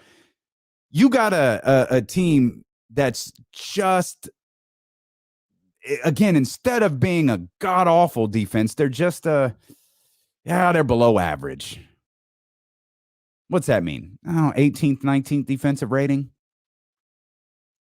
Probably puts them in the 21 to 22 range in terms of giving up, points per game that they've given up.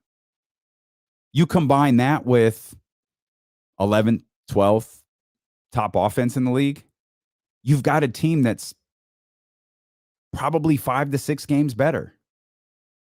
Now you've got a team that's in that 500 range, 5 to 6 games better. Now you're in the 40 to 41 win range. That's what I want to see. Get better. Get noticeably better. Hell, I'm not going to be sad if they stumble into a couple of victories. It ain't going to hurt my heart any.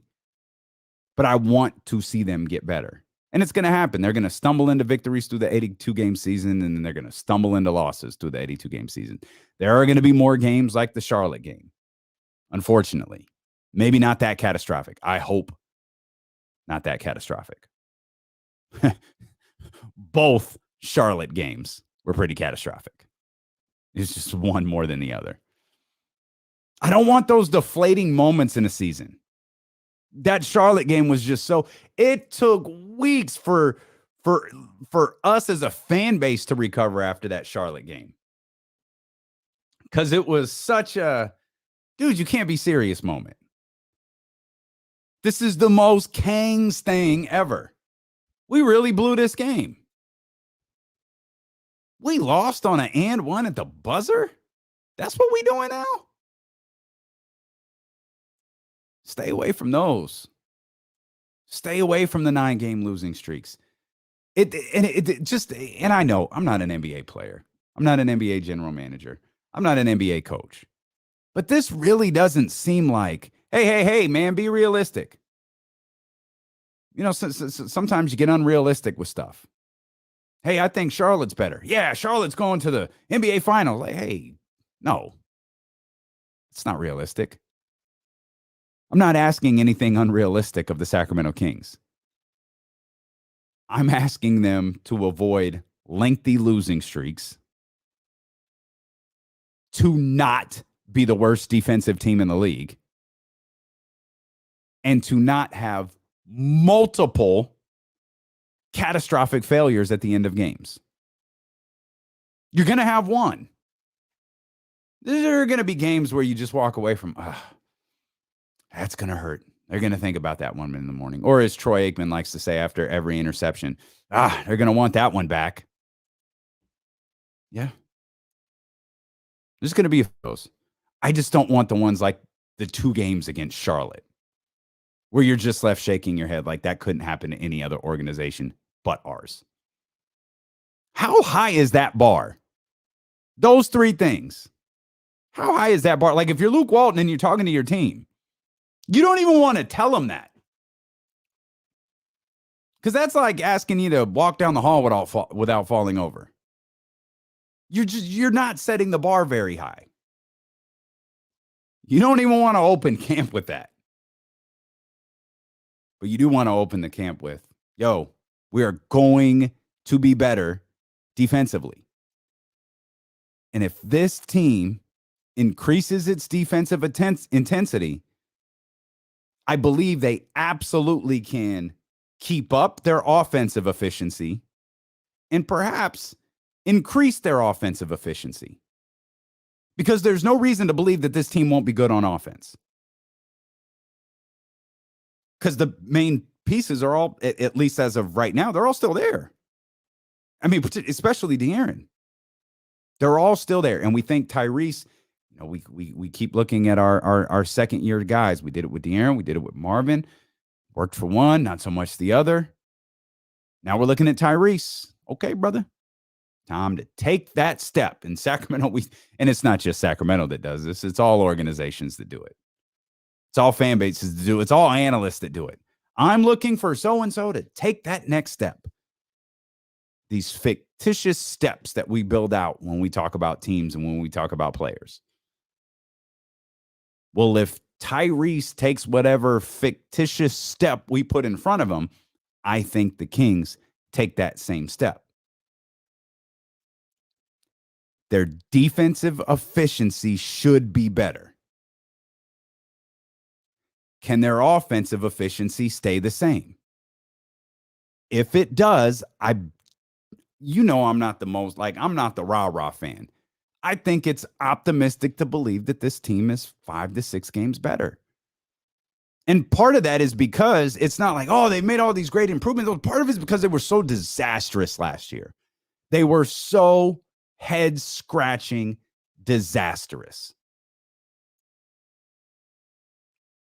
The improvements that you're asking them to make are, I don't want to say they're minimal, but they're kind of minimal. You're not asking them to go from 30th ranked defense to 10th. Hey, don't go from a horrible defensive team to a great defensive team. No, we're just asking you not to suck. You don't suck on the defensive end anymore. You're better because you're a capable offensive team. And Bobby Jackson is a capable coach, man. And watching social media last night, bruh, I'm going to ask. I'm going to give you I want y'all to think about this. Could Bobby Jackson wind up the most beloved king of all time? Now think before you react. We're going to talk about that. Kyle Matson's going to join me shortly. Lots ahead here. Congratulations to my man Warren, too, who won tickets to see the WWE at the Golden One Center. We'll let you know the next opportunity you have to win those as we continue here on Sacramento's #1 sports station, ESPN 1320. My bad, man. Sorry. Oh, I see Rich out here trying to kill me. Okay. Rich assuming the role of Danny in San Francisco. Rich trying to kill me here. Shoot, if we keep airing stuff where all they talk about is Karen Rogers or where they're bashing Sacramento, like maybe it would be worth it to do a 6-hour show. Sit here and talk about your love for the city and the fan base and disconnect, and it's just poking fun at Sacramento. Oh man, yeah, Coach Molly is a big time Buddy Hield fan. Big time. She got like all the Buddy Hield jerseys. Yo, what was Shy? What was I saw these congratulations going up, Shy. What did or not congratulations, like motivations. Yeah, what is this in reference to? What am I missing? Oh, you're a realtor. Oh, okay. Oh, okay. Okay, Shida, man. Let's go, baby. All right, man. I love it. Good luck, man. I hope that one closes for you. That's good stuff. Oh, yeah. You did that. You did that. I know we did this before. I know what Jill does. Shida, man. I know what Rich does. I know what Manny does. I know what Dave does. I guess I know whatever. Romanowski 316. What do you do for a living? Rob W. What about you? Yeah, this is real. This is real talk, Diego. I'm excited for this team. I know what Bryce does. I know what Coach Molly does. I guess we all know each other pretty well. Bobby might be there. Maybe he is. But like as I was looking at some stuff with Bobby, it was just kind of fascinating. You work for the state, right? Rob's a mechanic. No, that's Cap. David, you're a doctor. That's why I didn't ask you. You're a doctor. You're a doctor in Napa. See, I'm just gonna ask a question. That's all I want to do. I'm gonna ask a question. That's hilarious. That is absolutely hilarious. I would love to get an offer on a house that's written in all caps. I would know exactly who it came from. That's spectacular.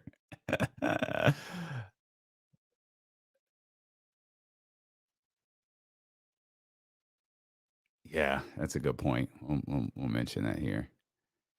Yeah, no, you're definitely a doctor. I don't know what you're talking about. EEO investigator for Caltrans. Oh. Okay. I knew you did something with EEO because we've talked about that before. We've talked about it before. Okay, technician. A technician for what? Yeah, okay. I don't know why I love saying it like that. There you go. That's a good call. Wine Dr. Dave. Okay. What do you what's your business? Yes. Yes, Will Z. Definitely send that, please. Even if I can't open it today. That's okay. That's all right, Murph. You married right, buddy. But Murph, you're getting your real estate license, aren't you? Okay, King's Insight. King's Insight, you're doing just great work, by the way, on social media. Keep it up, man. Oh, there you go. My mom did that for my grandma.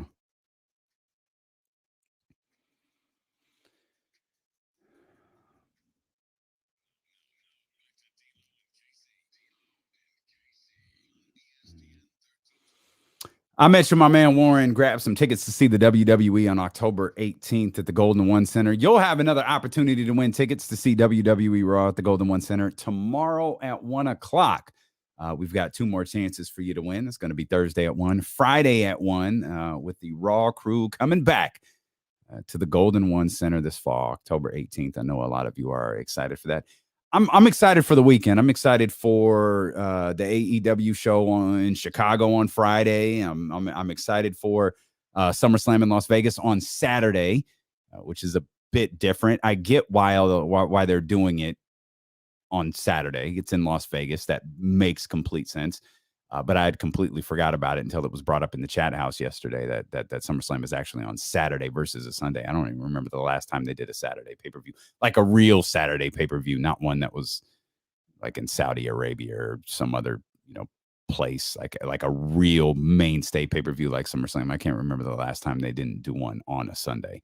But I'm excited for some of SummerSlam, not all of it, but some of it. So that'll be some fun coming up this weekend. So again, your next chance to win WWE tickets coming up tomorrow at 1 o'clock. Kyle Madsen going to join me in about 30 minutes or so. And James Ham, the James Ham Show, coming up at 3:20. James Ham, of course, joins us every Wednesday in the 3 o'clock hour. So make your plans to be with us. We've obviously talked a ton of Kings today. We're going to keep talking about the Kings. We're excited. The Kings won the Summer League last night. And why not? And listening to Bobby Jackson talk, really listening to players talk about him and watching the social media reaction to him. I started thinking, this morning, it was kind of laying out the show, thinking about different ways to talk about the Kings, thinking about different angles. It's just, I kept going back to Bobby. Kept thinking, man, you saw all these graphics pop up. You just see the kind of the universal love he gets from guys like James Ham and Jason Jones and kind of Sean Cunningham, Kings media in general. Like Bobby is a guy who is just like loved and respected by I think media here and I think by fans here. And I posed the question to you before the break, which sparked a lot of conversation before the conversation even started. Is it like I'll ask the question now and then I'll ask it like it could be something that happens in the future. Like, is Bobby Jackson the most beloved King in Sacramento history? I'll ask that now. And then I'll ask, could Bobby Jackson wind up the most beloved King in Sacramento Kings history? Now, there's a lot of, the first name that was brought up is Bobby Jackson more beloved than Mitch Richmond? I'm not asking who the better player is. We could get into who the greatest Sacramento King of all time is. That's an entirely different discussion. I'm asking about a player that is universally loved amongst the fan base and the people of Sacramento. I don't think Mitch is that. Not a knock on Mitch Richmond. I don't think that he's that. Bobby is so unique because, of course, there's always this, there's this different, we have a different place in our heart for that team that was really good, which is why you always see guys like Bobby. Doug Christie, I think, is absolutely in this conversation. Chris, Vlade. Now, Chris, I think, has a unique relationship with the organization. I don't know how that affects his relationship with fans. I know some fans were frustrated. I think it was during maybe it was like a rookies sophomores game, or it could have been the rookies versus the world game or whatever that was, where I think he kept getting Bogdanovich's name wrong, and I think that frustrated some Kings fans. And I think Chris has been frustrated with the organization in the past. I'm not confident. I'm not sure. And this is a question that I guess I should ask you rather than trying to figure it out myself. Has that really affected his relationship with the fan base? Has that affected the fan base's relationship with him? Now, I mentioned Vlade. Vlade, the player, is beloved. Zero question about that. But I ain't going to ignore the sequel. Like, I'm not going to pretend I didn't watch it. Like, Vlade, the player, coming to America. Vlade, the general manager, coming to America. One was great and beautiful. One was slightly embarrassing trash. I'm not going to pretend like Vlade's general manager stint didn't happen just because I loved him as a player. Now, I don't think anybody hates him because of that. I think everybody's more of the mindset of, okay, he's gone, thank God. Now we could just remember him a player. Jill Adge says that all the time. I remember him as a player. Love him as a player. That's the end of that. Cool. But I think his stint as the general manager knocks him off as the chance of being one of the most beloved or the most beloved player. Demarcus Cousins. I don't know how you measure Demarcus Cousins in terms of beloved players, but I know it's either you love him, like Demarcus is core. Demarcus is that guy, or you hate him. Very, very little in between, if any at all. Demarcus, I think, is the most unique figure in the history of the Sacramento Kings because of how polarizing he is. Like, there was a time a handful of years ago, a day like this. It's August, or not even a day like this. We've got Summer League to talk about. A day like tomorrow. A day like Friday. Like, we're going to have to, there's going to be less King stuff to talk about. You know how you could fire up a conversation with a radio audience? Sit down and have a take on Demarcus Cousins. Phone lines would light up. Text line would go flying. Of course, text line is played. We use the chat line now. All you had to do was have a take on Demarcus Cousins. That's how polarizing he was. But I think there are three players that you really, have to discuss. And they're three players with very unique stints here. Bobby is one. Doug is the other. And both of those guys have come back in their own, now Doug is a coach also. Obviously, Doug came back and he did the broadcasting stuff. Rumor has it he did a radio show. Bobby's been doing the coaching thing. And then there's Jay Will.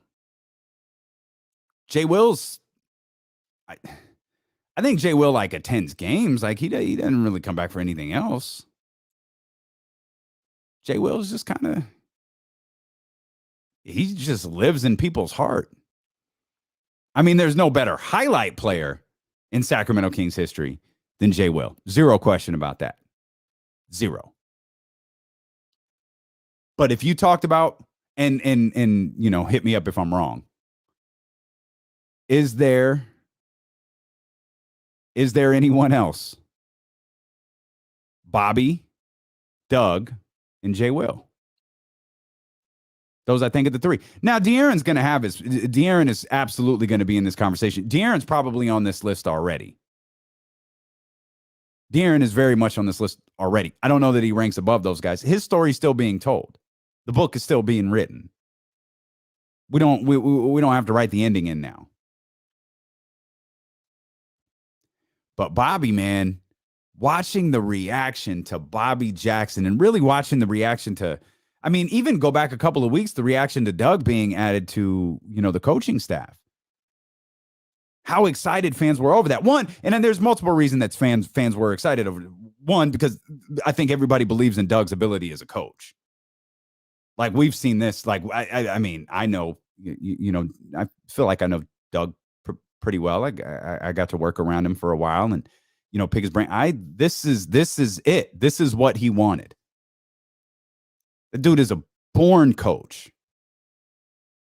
And you don't have to know Doug to know that. You can hear Doug when he talks to Mark Jones, when he talks to Kyle Draper. You can hear him and know, oh man, this dude knows why we got a defensive problem on this team, and we've got one of the great defensive players in our history calling the game. I'm glad he finally got this opportunity, and you saw how fans reacted to that, and you saw how fans reacted to Bobby Jackson last night. And Bobby averaged like 9 points here. Like, Bobby isn't Mitch. He's not the all-star. He's not the Olympian. Bobby's not Demarcus with the same accolades, multiple all-star appearances, gold medals. That's not Bobby. Bobby played 365 games in a Kings uniform, started 46 of them. He was here for like 6 seasons. Hell, I don't even think Doug was here that many. Jay Will wasn't either. But Bobby, I think, is the prototype for everything we look for. Like that Kings player. Like, who is that guy? You see it with Daveon Mitchell. We saw it at the California Classic. We saw it in Summer League. We saw it last night. We saw it in all the videos that hit social media afterwards. Like, Daveon attacks the game exactly like Bobby did. This city has always loved the player that busted their ass. They've always loved the player who worked incredibly hard.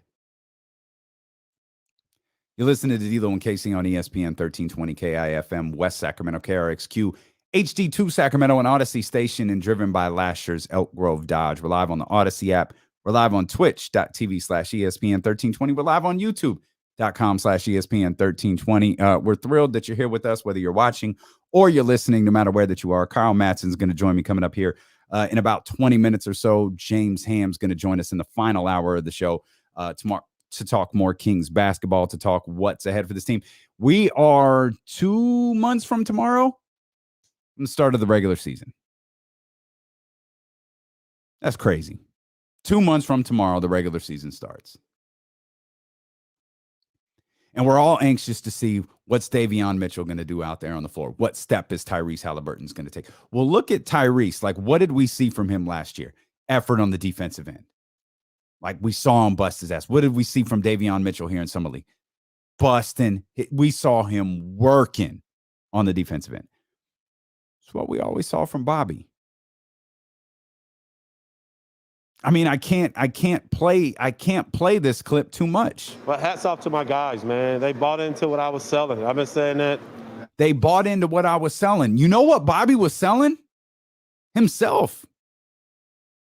Bobby was telling them, this is what you're going to do. You're going to work. You're going to grind. You're going to guard the entire court. You're going to pick up when the ball's inbounded. You're going to do that. And you know why you're going to do that? That's what I did.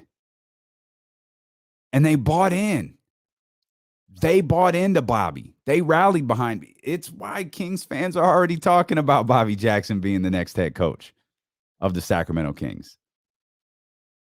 I don't know how you listen to Bobby, how you see Bobby, how you watch those players react to Bobby. I don't know how you see any of that and go, man, this This guy can't be a coach in the league. Man, that guy's got when you have the respect of your players, and you can get them to do what they're asking. Now, these aren't the, $36 million a year players. These aren't the $40 million a year players. And I do believe that there's a difference. Bobby, I think, and I'll ask James Ham this in the 3 o'clock hour. I think Bobby's going to have an opportunity to coach a lot of these guys. Bobby's going to have a chance to be with a lot of these guys that he was just with in Las Vegas in Stockton. So if he's able to, if we're able to see a similar effort in Stockton as we saw in Las Vegas, and by the way, I fully expect that to happen.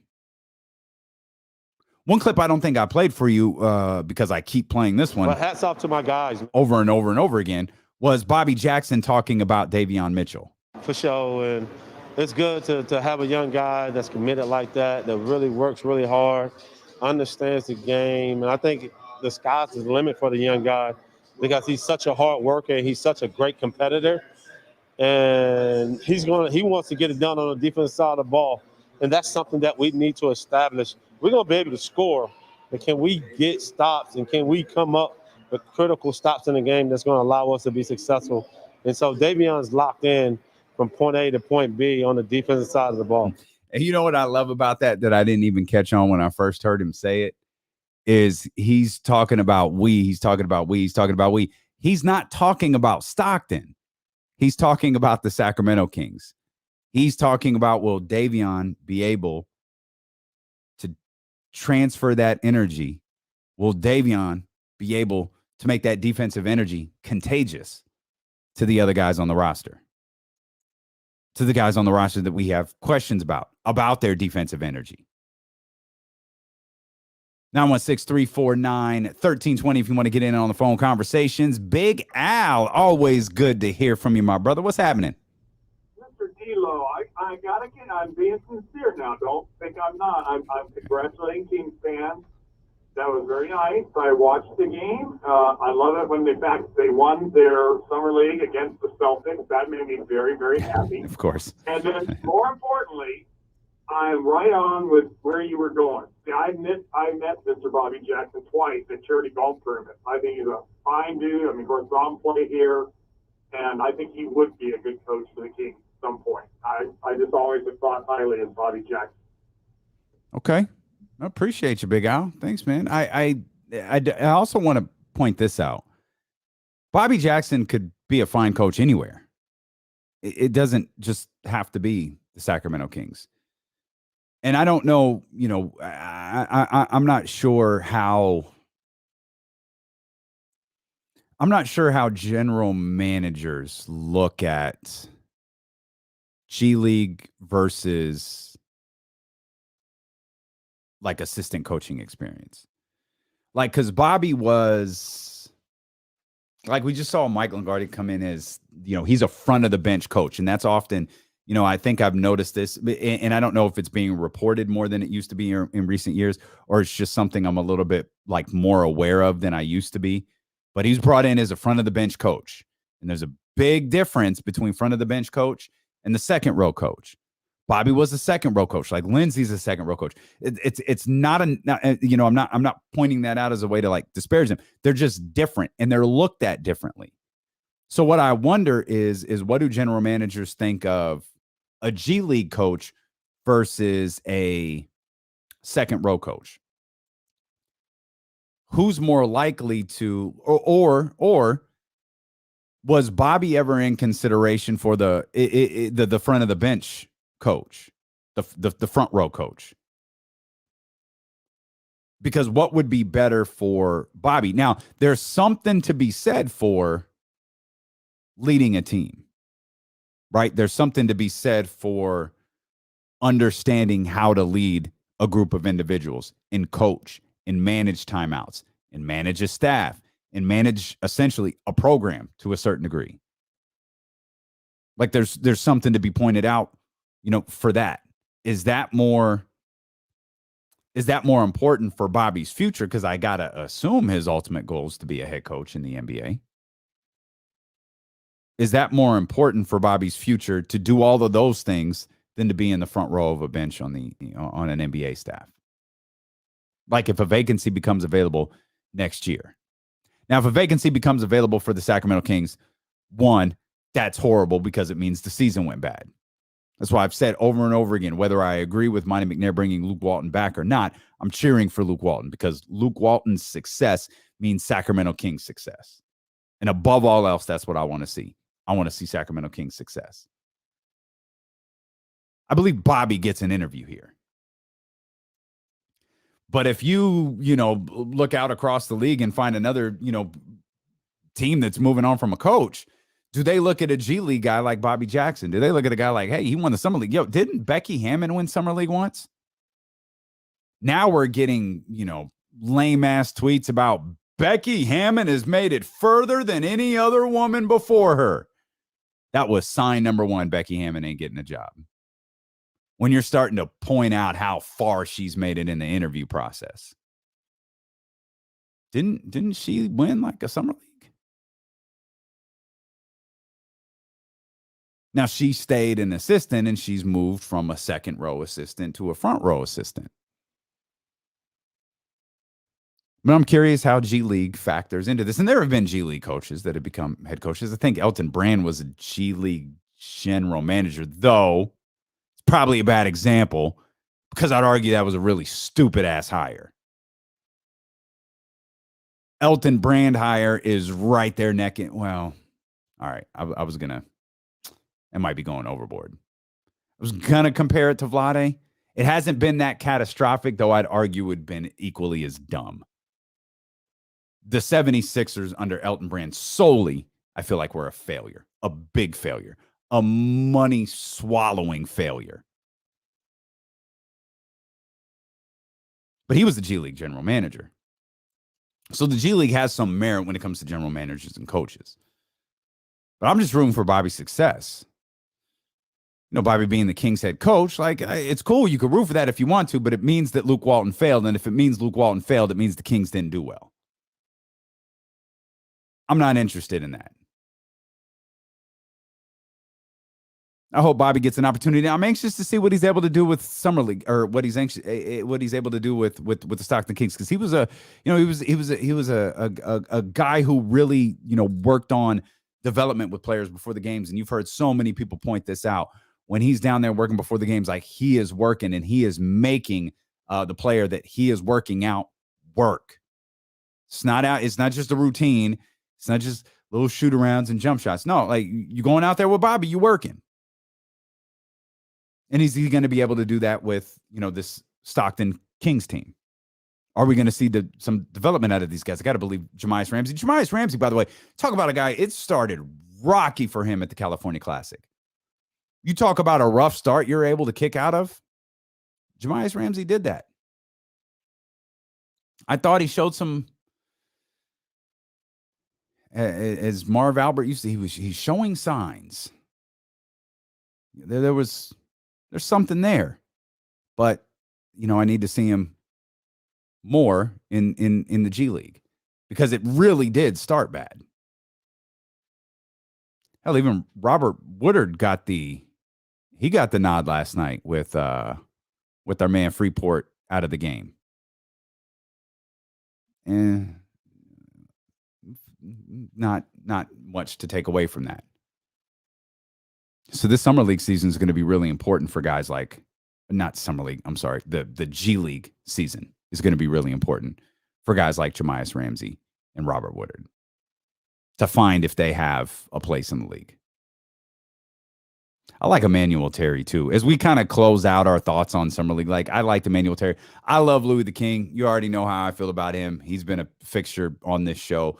He's been a guy that we've really liked for the last, since he appeared in the regular season last year. He's a guy that we definitely dig.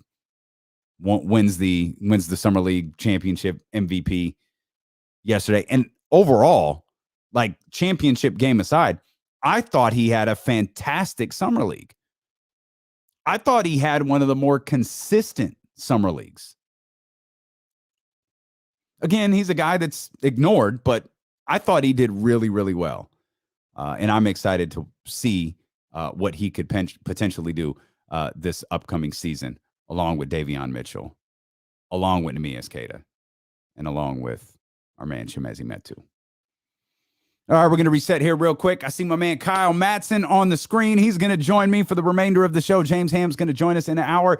Lots more ahead here on Sacramento's #1 sports station, ESPN 1320. Hey there. Your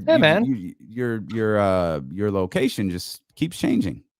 Yeah, today I'm in studio. My little health scare is over, so I am back in the office. All right. You had a health scare. Okay. Yeah. All right. I'm glad you're not scared anymore. Yeah. I'm unafraid. It is Meta. Where'd it go? It is Meta Standiford Art Test. Yes. Get that right. Because he hyphenated with his wife's last name. Oh, is that what it was? I didn't know Yeah. what that was. Okay. Good for him. No. Am I lit? Is my lighting okay? It's a little dull behind you, but you look handsome. Thanks, man. You look good. I don't really have anywhere else to record or to do this. You look fine. Are you in I'm in Sacramento. Or not Sacramento. I was about to say, San Francisco. Really? Like, why didn't you just come over? Like, what's Mike's post, Miss P? Like his Instagram post? I'm looking at it right now. I must be looking at the wrong thing. Well, y'all think I would do that to Kyle? Come on, man. 1,000%. You would totally do that to me. Oh, I see it. The story. I got you, Miss P. I got it. That's not true. I would do no such thing. I mean, no. Hey, can I put, if I click to, I can't.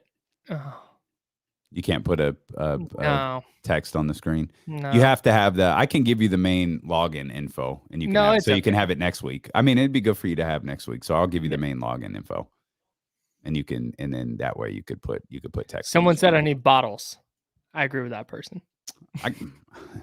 I know a guy. I can get you. I could get you some bottles. There it is. I could definitely get you some bottles. I got mad bottles, yo. Wait, why is that person mad at my Expos hat? They're going to get really pissed when they find out that it has the 1994 World Series patch on it. Oh, dear. The 1994 World Series, which if anybody's known, didn't happen because of the player strike. But the Expos were really good. So this is called the What If hat, which is made by Hat Club, where they put a hypothetical World Series patch on it, assuming the Expos had gone to the World Series in 1994. You're a big hat guy. Big hat guy. Not a big hat guy. Like 7 3/8 is a pretty average sized hat. But I didn't mean a big hat guy. I mean a Right. big hat guy. Right. Yeah. A big hat guy, not a big hat guy. Right. Yep. I don't think Kyle gets that reference. Yeah, no. Is that a wrestling thing? Very good. Very good. Wrestling, classic wrestling. It's good. It's another caged cake poll that popped up here during the commercial break. Oh, great. There was a fantastic stretch of like 2 weeks where they just took stuff that was on our show and made like poll questions out of it. It really was funny. It became a tremendous running gag, and Dr. David was on top of all of it. It was very, very funny. Yeah, that's right. As Jesse said, they just used it the day after. It's tremendous. Tremendous. Not surprised. No. All right. Let's do a radio show, buddy.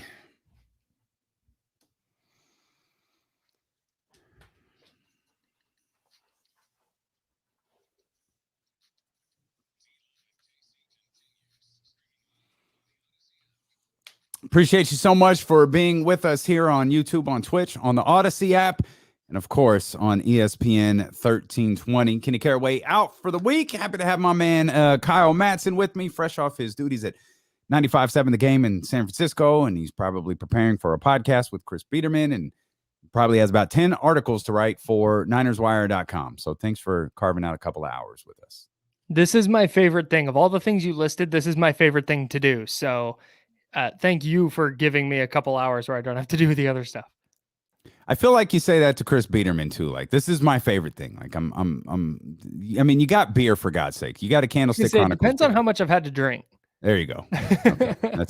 That's solid stuff. Well, the Candlestick Chronicles is a great way to follow the 49ers, by the way. You guys do tremendous work. I actually had an idea how fun it would be to get Chris Biederman here on the stream before, like Friday or something, and we talk 49ers headed into the second precission game. Okay. I'll hit him up. Okay. That I'll have to text him, because I know a guy that can make that happen. Okay, let's make that happen for sure. Let's talk. I love that you're texting him now. That's great stuff. Let's touch on a couple of notes. Do you have any thoughts on the reigning, defending Summer League champion Sacramento Kings before we get into some other things that are happening in the world right now? I wasn't surprised at how well they played, especially defensively. I was surprised at just how awful they made the Celtics look. Yeah. It was one of those things where like JV plays against varsity, but it was like varsity never pulled their starters. Anytime you can hold the team, this is analytics. Anytime that you can have a team have more turnovers than made field goals, like, you're doing a pretty good job. And yeah, I think if we talked about it yesterday, if you can now translate that or start to translate that into the regular season and into that roster, I think you've got something. I think this Kings team is really capable, man. And again, we're not talking about capable like we were talking about with the Golden State Warriors the last couple of days, about them being capable of getting to the Western Conference Finals or representing the West in the NBA Finals. I'm talking about a team that's not going to embarrass themselves this year, right? And a team that's not going to have the worst defense in the league, a team that's not going to have the worst defensive team in league history for a portion of the year. Not talking about any of that stuff. I'm talking about a team that is going to be able to win some games and compete to the point where, I mean, we're talking top 10. I think they're definitely going to compete for a playing spot. But most importantly, I think this is a team that has the ability to improve this year. And I think the bar has been set pretty low because of how bad they were last year. We talked about this a minute ago, Kyle. You eliminate 9-game losing streaks. Right. You're a below average defense rather than a disaster of a defense. Right. You keep roughly the same efficiency on the offensive end. You're 5 games better just in that alone. Supposed to beat. Uh-oh. That was spectacular. Like, you froze, like you were really thinking about what I said. Can you consistently beat the teams you're supposed to beat? Yeah. Yeah. That's the big, if you're going to have a stretch where 4 bad teams come in 6 nights, or 6 games, not 6 nights, but in 6 games, like, can you win all 4 of those, especially at home? That's going to be another step, like beating the teams that they quote unquote should beat. And I think that's all part of what you're talking about, avoiding those big, long losing streaks that set them back and effectively pushes them out of postseason contention. Yeah. A couple of other things we can touch on here, Kyle, before we dive into some more NBA stuff. Mike McCarthy said there's a good chance that Dak Prescott won't play in the preseason. Don't really think that it's a big deal that Dak Prescott probably won't play in the preseason, but also think it's a kind of a big deal that we're making this proclamation now. I don't. I mean, he's coming off a bad injury. He's already hurt his shoulder. That's the concern, though. It's not the injury that he's coming off of that I'm worried about. It's the fact that, there seems to be a different problem. But I would have had questions about whether he was going to play in the preseason regardless. Okay. Matthew Stafford, for example, isn't playing a snap for the Rams, and Sean McVay said so. He said as long as he's the coach of the Rams and Matthew Stafford's the quarterback, Matthew Stafford is not playing in the preseason. Okay. He has said that now for next year and the year after that and the year after that. So I think that's the Cowboys are kind of looking at Dak going, all right, we need to make sure he's healthy for the regular season. He's got that ankle. He's already had the shoulder thing. No need to even put him out there for a series. We're also paying him an extraordinary amount of money, and life sucks without him. So we can't afford to lose him because we are just a horrible, horrible, horrible football team when he doesn't play. And how Cowboys would it be, though? Like, it would be a very Cowboys thing if they were like, yeah, we're going to play Dak one series in each game just to knock the rust off. And then he turns that ankle or he takes a weird hit. And now he's out for the first 6 weeks. It'd be a familiar story for the Dallas Cowboys because that's exactly how Dak Prescott got his job. Yep. They did that with Tony Romo. Tony Romo gets hurt. Kellen Moore gets hurt. Dak Prescott runs the preseason, and that leads him to the richest contract I think we've ever seen in the history of football. Like real contract, not the Patrick Mahomes contract, which isn't actually going to happen.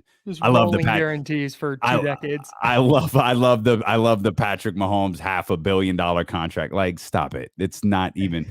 Patrick Mahomes is going to renegotiate that contract at least 3 times, probably as soon as like 2 years from now.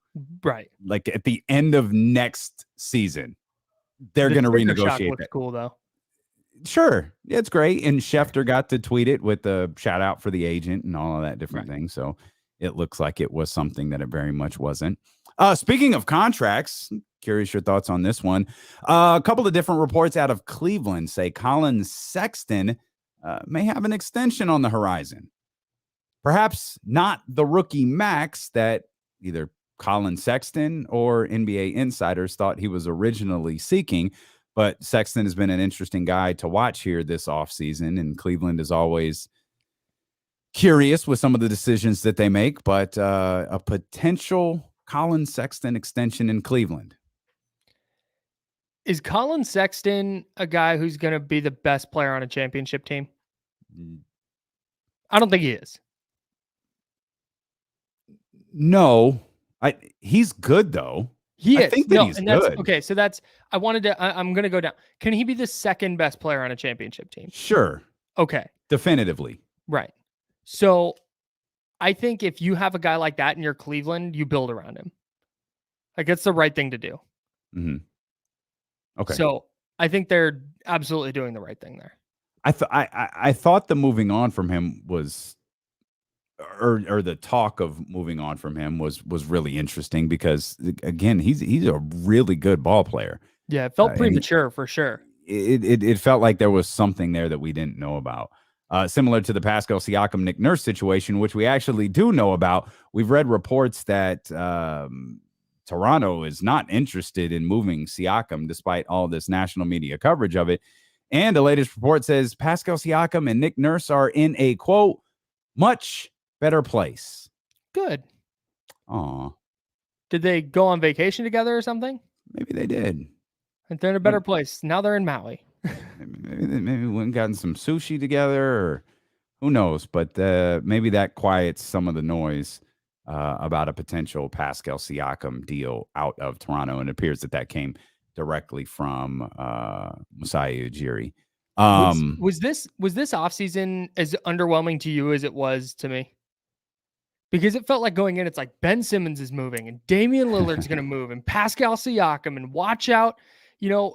All these names are getting thrown on the table, partly because if Dame's going to move, big names are going to be on the table. Right. If Ben Simmons is going to move, big names are going to be. But like all these names were out there, and then Ben Simmons still in Philly, Kawhi Leonard still with the Clippers, Damian Lillard still with Portland, and just nothing. Pascal Siakam still in Toronto. Like, oh, well, okay, that's fine. Well, Russell Westbrook went to the Lakers. Is that the biggest thing that happened this offseason? Man. I mean, no disrespect to Mo Harkless, but yes, I think so. Yeah. Especially in the way in which it did, when it appeared that the Lakers were making a deal with someone else, and then all of a sudden they were making a deal with Washington to acquire Russell Westbrook. Virtually the same exact deal you throw on Contavious Caldwell-Pope. Yep. Nope. No bitterness about that at all. Speaking of the Los Angeles Lakers, they worked out Isaiah. I don't know why I laughed. I apologize. Let me start that over again. 3, 2, 1. Yep. Speaking of the Los Angeles Lakers, they worked out Isaiah Thomas and Darren Collison. Darren Collison, who retired a while ago. Isaiah Thomas, I don't laugh at. I'd love to see him be in the league. But this is exactly what we thought would happen. This is what the Lakers are doing. This is what they're doing. Pistons Isaiah Thomas? Because I think he fits the age threshold. He does, but no, we're talking about former Sacramento King pizza guy. Or was he pizza guy? No, he didn't get the pizza guy moniker, did he? Yeah. Ben McLemore had it. Did Isaiah get it? Yeah. Okay. I'm Isaiah Thomas, and I'm a pizza guy. Yeah, for sure. Is Doug Christie still the pizza guy now? Can a coach be the pizza guy? No. I figured they gave it to Doug because they figured like the players keep leaving. So we can't have the pizza guy like the player. And then now Doug stops being the announcer and goes to being the coach. And now the poor pizza people can't find a pizza guy. Who is the pizza guy? I think it's like IT. I think if you're like ranking pizza guys, I think IT's right at the top. He's the OG. I'm good with that. I think he's the most loved pizza guy. Yes, I think that's right. If he was the original pizza guy, yeah, you got to roll. You got to roll with that. I think so too. You got to roll with that. Isaiah Thomas, we were talking about beloved Kings a few minutes ago and how, Bobby Jackson and Doug Christie both, but Bobby really could ascend if he's not already at the top of that list. A successful coaching stint with Stockton, if he ever takes over the Kings or if he ever, succeeds elsewhere or whatever as a head coach, like he may very well be the most beloved King of all. Isaiah Thomas is up there. And that's one of the funny things about the guys that Kings fans love most is none of them played here super long. Right. Like Bobby played like 6 seasons. Doug, I don't know exactly how many seasons Doug played, but I don't think it was that many. Jay Will is another one. Jason Williams is another one. And I would put Isaiah Thomas on the list too. Yeah, I think IT's up there for sure. Especially just because of kind of the way it felt like everyone saw what was coming with him. Mm-hmm. It's like, man, this is going to be a really good NBA player. And maybe he's not an all NBA guy perennially, but he's going to just be good and be in the league for a long time. And then they just kind of moved him. It was such an odd. It was dumb. It wasn't odd. It was dumb. Okay, that's fair. It was dumb AF. It was a stupid move. Yes. And being at a game in Phoenix very shortly after he was traded, he was not super psyched that he got moved either, especially to a team that had Eric Bledsoe and Goran Dragic already on it. Like that stings for him. I'm glad he had his moment in Boston, and just the way his career has gone has just been brutal, especially for a player who worked as hard as, like, if you were a Kings fan, you saw him at games. He was the first one out on the court every day, working with, coincidentally, Bobby Jackson, working on getting better, doing all the things that you want to see a player who's kind of the 60th pick busting his ass to do. Yep. And then they just shipped him out. Yep. It's interesting and sad that Isaiah Thomas and Demarcus Cousins, both Kings players, both guys Kings fan base loves, have two of the more heartbreaking career trajectories in recent memory. Yeah. I really can't think of anyone. I don't think there is one that exists that's more heartbreaking than Isaiah Thomas. Demarcus Cousins isn't too far behind, though. I do think Demarcus did turn down guaranteed money from New Orleans after the Achilles injury. And, he wound up in Golden State. Now he's on the, if he continues to sign with teams, he's going to sign league minimum deals. I don't think he's on a team right now. He was on the Clippers last year, though. He was. Okay. Yeah. The worst part, and this is not to compare injury situations, but the worst part for me about IT was that he had that playoff run with Boston and that year with Boston where he was just unbelievable for this iconic franchise. And it was like, he made it. Yeah. This is the trajectory that he was kind of on. This was the ceiling. And now he's here and he's going to be there for a while on a good competitive team. And then he has that hip injury. He gets traded to Cleveland and then he's just gone. Yep. He worked so hard to get to that mountaintop, and we in Sacramento saw him working to get there, and then just disappears from the NBA landscape. Not only does he get that hip injury, but he plays through that hip injury, plays through death, you know, and on the highest level. And yeah, he's rewarded not with $200 million, but a trade. And multiple people in that Celtics organization were fired after that hip diagnosis. I think today is the first official day of the NBA offseason. I think we've got like a month-long NBA offseason. Like that's about it. Summer league's over. Trades have died down. Free agency stuff has died down. It's like, okay, the NBA offseason is here. Everybody catch your breath because training camp is going to start here in a couple of weeks. I don't know what happens. Did you see you had to have. You saw the Kevin Durant, Draymond Green clip that they put out there for their big interview. I think the whole interview drops tomorrow. Oh, the whole interview was today. Oh, it did come out today. Oh, I didn't see the whole morning. interview. I didn't see the whole interview, but I saw the clip. I assume you saw the whole interview? Most of it. How was it? It was okay. It was fine. Because KD thought it was going to be great. He was like, this is a damn good interview. I know that clip made its way around. But the one that they circulated, and wisely so, was the one where they're talking about their on-the-court argument. I would have loved if Draymond shut up a little bit and let like KD tell that story a little bit more, but maybe that was just the dynamics of that particular exchange.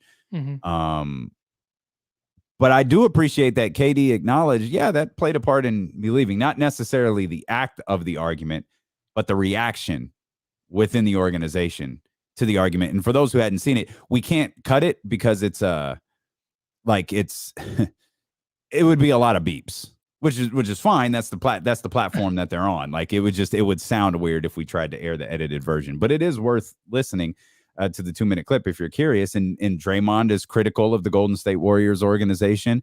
Kevin Durant is critical of the Golden State Warriors organization and the way that whole thing was handled. And I thought it was interesting. The thrust of the conversation was Draymond said, "Hey, people have been kicking my hind end since you left, saying it was my fault. So can you explain what happened?" And Kevin Durant said he had a bigger issue, like you said, with the way it was handled. And then Draymond took over and says that he told Bob Myers and Steve Kerr, "I've got this. You guys stay out of it. Me and KD will handle it." And then they kind of forced Draymond to be suspended and then thought that it would be okay. Yeah. And never talked it out, which is what Kevin Durant wanted. I think Kevin Durant was gone regardless of how that went down. If Draymond gets that rebound, gives it to Durant, who walks into a game-winning 3 against the Clippers that night at Staples Center, I think he's still gone. I think he had decided that. I don't think he liked playing for Steve Kerr. I don't think he was super into the being on Steph Curry's team. Like, I think he thinks Steph is good, but I don't think he just liked the dynamic that the Warriors fan base had with this team. And I don't think he liked being a part of it. I think he was gone regardless of how Bob Myers and Steve Kerr handled that situation. So I know we keep bringing it up because it keeps getting pointed to, but I think it was a super inconsequential thing. The bigger takeaway for me was Draymond Green being like, "Oh yeah, I laughed in Bob Myers' face when he suspended me." And just kind of like gives this air of like being bigger than the organization. And if you're going to score like 5 points a night, I don't think you can really do that anymore. Have you turned heel on Draymond? Because that's the second time you've pointed out the 5 points per game thing. And you used to be a big Draymond guy, and I feel like you turned heel on him. When you trick a layup that would have sent the team to the playoffs, yeah, you're going to catch a little heat. Okay. If you're letting Xavier freaking Tillman keep you from scoring a basket that's going to send your team to the postseason, you're going to catch a little heat. It became a real problem. His lack of scoring became a significant problem this year. So is it going to get better this upcoming season? No. Could the Warriors, so we've gone one direction with the Warriors, and we've been trying to figure out, for the Kings to get into the playoffs, someone has to fall out. They're not extending this to 11. They've already extended the damn thing to 10. So someone has to fall out. San Antonio is an easy target. That's fine, but New Orleans is trying to get in. Minnesota is trying to get in. Like the next playoff spot or play-in spot isn't gifted to Sacramento. So guys are going to have to fall out. Teams are going to have to fall out. Is there a situation where that team could be Golden State? Yeah, I think so. If Steph Curry gets hurt, I guess that's the easy one. Yeah. Like they're done. Or if Steph's not available for half the season for whatever reason. Yeah, I think if Clay doesn't come back, we talked a lot about Clay yesterday. I could see it being a problem. But yeah, absolutely. Like if you told me that the Warriors finished as like the 10 or 11 seed this year, it wouldn't super surprise me at all. It would surprise me a little, but there's a lot of things that can go wrong for them that would lead. I mean, and I think the Warriors, perhaps more than any team, you know, that we talk about for the in maybe Portland, like one injury, Steph, Dame, those two teams could fall out. That could be the window that the Kings need to get in, and the Pelicans are going to feel the same way, and the Minnesota Timberwolves are going to feel the same way. Portland has weird vibes. Oh, absolutely. I don't think Portland's going to be very good because I don't know how committed Dame is to being like, yeah, I'm putting the team on my back and we're going to win it. I don't know. I get a really weird vibe from the Blazers right now. Once it's out there in the universe, you can't really take it back. Yes. Like I don't think we're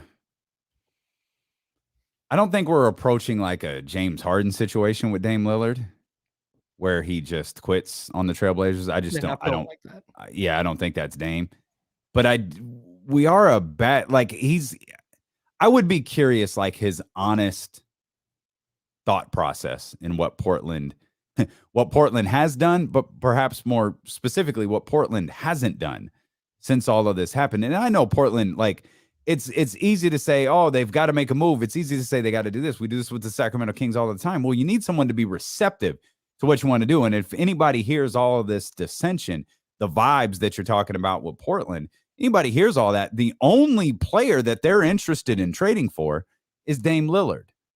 We've got this Daryl Morey fantasy of I'm holding on to Ben Simmons to get Dame Lillard. Okay, fam. Good luck with that. That's not happening. No one's calling Portland about Yusuf Nurkic or about CJ McCollum, who's playing with a broken back, spinal last year. That's not like no one's doing that. So they just kind of wound up flat-footed. Oh, it's okay, Dame. We were, I mean, then let's be honest. That was a 42-win team last year. They coughed it up in the playoffs. You've blamed it on Terry Stotts, so why not go ahead and try to fix it with Chauncey Billups? It's clear you didn't make a lot of roster changes. You've put the blame on someone's shoulders. You fired that person, so now you've got Chauncey Billups here, and you've got to make it out of the first round, man. I don't think they are. I don't think they are. Like, I don't even think they get out of the play-in. Well, that would be a step backwards. This was a 42-win team last year. They were 42-30.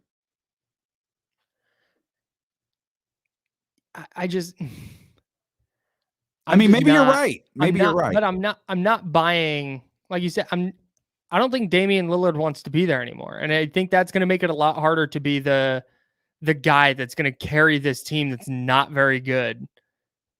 What's the biggest improvement they made this offseason? Did they get better? I don't think that they did. Is Chauncey Billups a better coach than Terry Stotts? We don't know. I don't know. They don't know. Like, and this ties into how we started the show. New is exciting. Mm-hmm. Whether it's a draft pick, whether it's a trade, whether it's free agency, new brings excitement to the fan base. And in Portland's case, the new is Chauncey Billups. Now, the new excitement was soiled pretty quickly for a variety of reasons, but the reaction from Dame Lillard on top of that just kind of spoiled the excitement over that newness. But better, new doesn't always equal better. Right. If you're picking a team to fall out this year, it wouldn't shock me if it was Portland, because they were the 60th last year? 6, yeah. Again, 42 wins, but I feel like, just like you said with Steph, they're an injury away from, they're gone. They're out of it. Yeah, they're an injury away, and they're just, I don't think their roster's is good. Their roster is essentially the same. And maybe that won't be good enough. And that's the thing, though. Maybe it won't be good enough for 42 wins, because if the Kings are better, like we believe that they are, if the Pelicans are better, I'm not sure that they are. If Minnesota is better, they're operating now under a full year with the coach. Those games that maybe they were winning before, they're not winning anymore. Mm-hmm. Maybe they're splitting them. And those 42 wins, all of a sudden, in context, it's an 82 game season. But now all of a sudden they're dropping, closer to a 500 record. Right. If those things stop going their way. James Ham coming up about a half hour from now. The Giants continue to win. The A's do not. We'll talk about that. Plus, we'll get Kyle's thoughts on Daveon Mitchell, Louie the King, some of the standout performances from Summer League as D'Lo and Casey continue here on Sacramento's #1 sports station, ESPN 1320.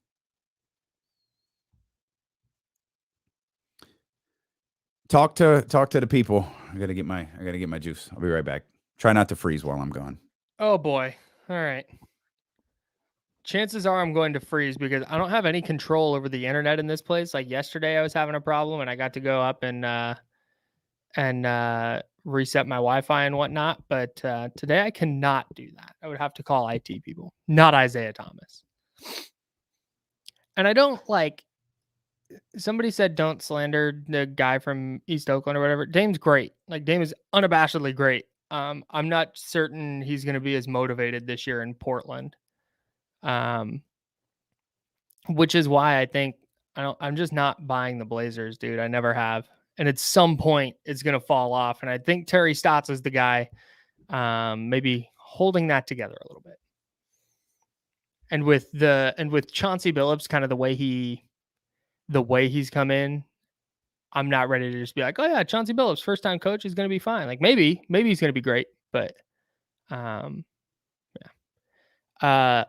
Dameon did not put me in his basement. I'm back at work at 95.7 The Game in San Francisco. So I am in a little office off to the side. Did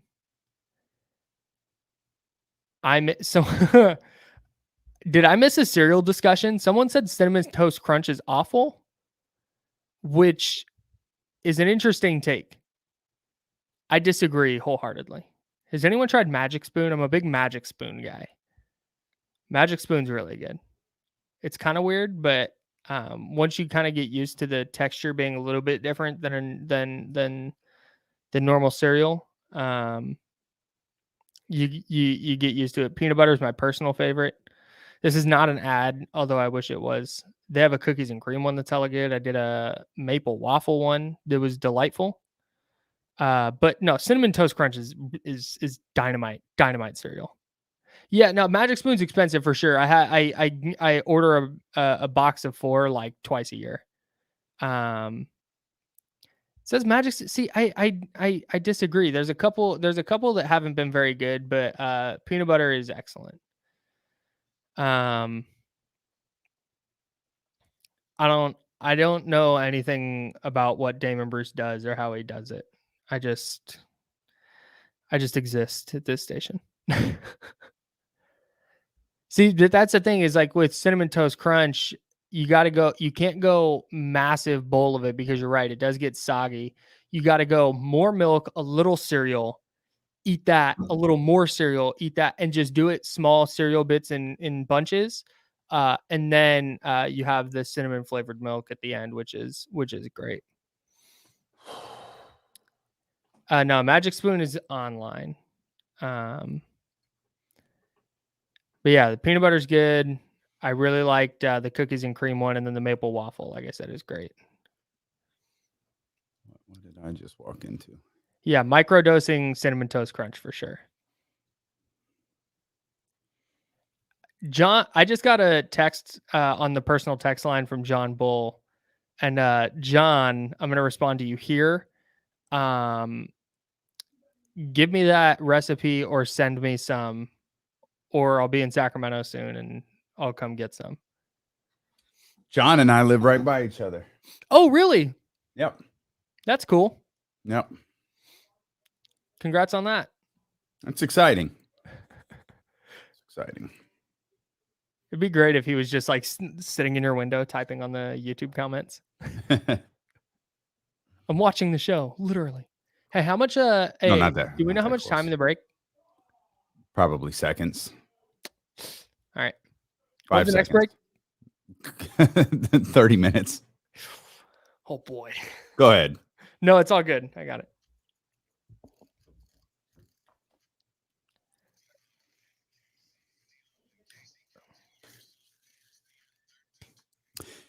Appreciate you being here on Twitch, on YouTube, on the Odyssey app, or on 1320 AM. No Kenny Caraway. He'll be back with us next week. Kyle Matson with me here now. James Ham will be with us shortly. He's going to join us in about 30 minutes for the James Ham Show. We'll get his thoughts on Bobby Jackson. We'll get his thoughts on the Summer League Championship. We'll get his thoughts on the upcoming season. We'll get his thoughts on the roster. Maybe he'll tell a story about a creepy clown tunnel. Who knows? We always get some good insight when James Ham joins us, and he will, again, coming up in just under 30 minutes or so. Before we get back to the Kings, we'll touch on a couple of other things. The Giants win again, 78-42 on the season. They got one more game against the Mets tonight, who are a complete disaster. They're under 500 for the first time since May 5th, but who cares? That's their problem. The Giants are 78-42, best record in Major League Baseball. Second most wins through 120 games since moving to San Francisco. The most 80-40 back in 1993. Yeah, in that 93 season, they won 103 games and actually missed the playoffs. They won 103, finished second in their division. Wild card hadn't been set up yet. So they finished second to the Braves in their division. But this year, they're not only going to make the playoffs, but they might eclipse that 103 wins. I set the number for my show yesterday at 102.5, just kind of picking one. And it's like, I don't know. I don't know how they don't get there unless they wrap up the division super early and mail it in for the last week and a half. But I think they might go past that 103, which would be unbelievable considering the win total, their preseason win total in Vegas was 75.5. That's crazy. And they hit the over with 44 games left. That is crazy. They're really good. They're really, really good. Why were they so off? They like all of Las Vegas, because it's not like it was one sports book that did this. Why were the projections on this San Francisco Giants team so wrong? Because Kevin Gausman wasn't supposed to be a Cy Young caliber pitcher. Anthony DeSclafani was not supposed to have a career year. Guys like Darren Ruff and Steven Duggar and Brandon Crawford is an MVP candidate. Like there is a very strong argument that Brandon Crawford is the MVP in baseball right now, or in the National League. Buster Posey coming back and turning into prime Buster Posey again was not supposed to happen. Like all these things have just lined up for them. And it's a credit to Farhan Zaidi and Gabe Kapler, but it was just really hard. Like so many things had to go right and other things had to go wrong for other teams that everything's just lining up where they're not only good, they're man. I think I've said everything I have to say. So they had a lot of things line up correctly. So, but you said yesterday, or you said earlier this week, and Kenny's a big Giants fan, and he's kind of co-signed this too, is you both have said that you're worried about this team in a series. Now, I understand that there's a difference between playing the Mets for 3 games and then, lining up for 4 against the Pirates and then 3 against the or whatever. Like, I understand the makeup of a Major League Baseball season. But with everything that you just laid out and as good as they have been this year, how could they be so drastically different in a potentially 7-game series? Because games shorten and you're playing every night against a really, really good team, where when you look at some of their wins against the Dodgers, some of their wins against the Brewers, they're these, I don't want to call them flukes, because it's not a fluke when you've been the best team in baseball for the last 6 months. Like, that's just not, it's not a fluke. Mm-hmm. But they're these wins where it's like, man, they've had the ball bounce their way a lot. And you create your own luck. Again, I'm Sure. not trying to say that they've gotten lucky to lead the league in wins through 120 games. But there are so many things that have gone right for them that it's like, man, you could see getting into October, where I mentioned Max Scherzer yesterday. Max Scherzer might go 5 or 6 in the regular season. Well, now it's the postseason. He's going to stretch it out a little bit. He's going to go 7 or 8. And now you're not facing 4 relievers. You're facing the 2 best relievers. And you get into a winner-take-all game where their ace is now holding your lineup to 2 runs. Do you trust your pitching staff to go out and allow fewer than 2? And maybe they will.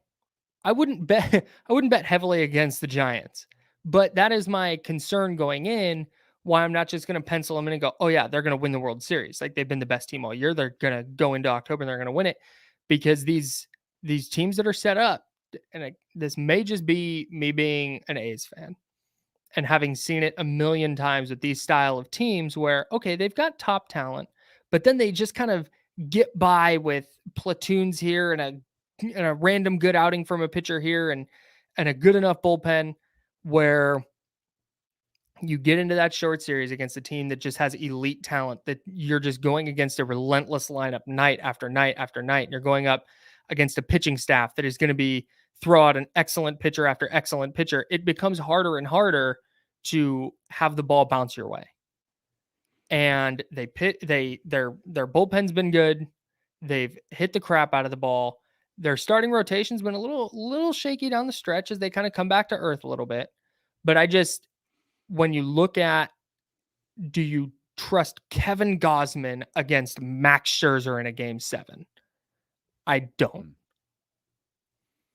And that's why the just kind of the reservation is there. And then I think there are some people like Kenny, who's a big Giants fan, have those reservations because somebody mentioned Lamont Wade in the chat. A guy like Lamont Wade, who's come up with big hit after big hit. It's like, well, he can't keep doing it, right?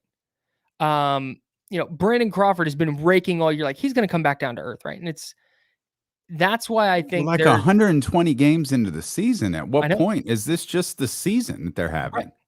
And that's why I say, like, in the regular season, I don't think there's another shoe to drop. Like, they're going to be really good and they're going to win 106 games or whatever they're on pace to win.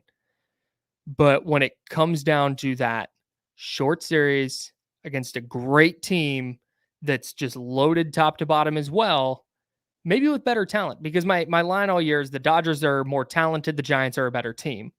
But when you go up against a more talented team, it becomes much harder to win 4 out of 7 or 3 out of 5 and do that 4 times in a row, 3 times in a row.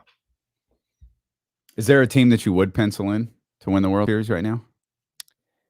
The Yankees are playing really well. The Rays are really good. I think the Rays have a little bit of the same problem the Giants do, though. Mm-hmm.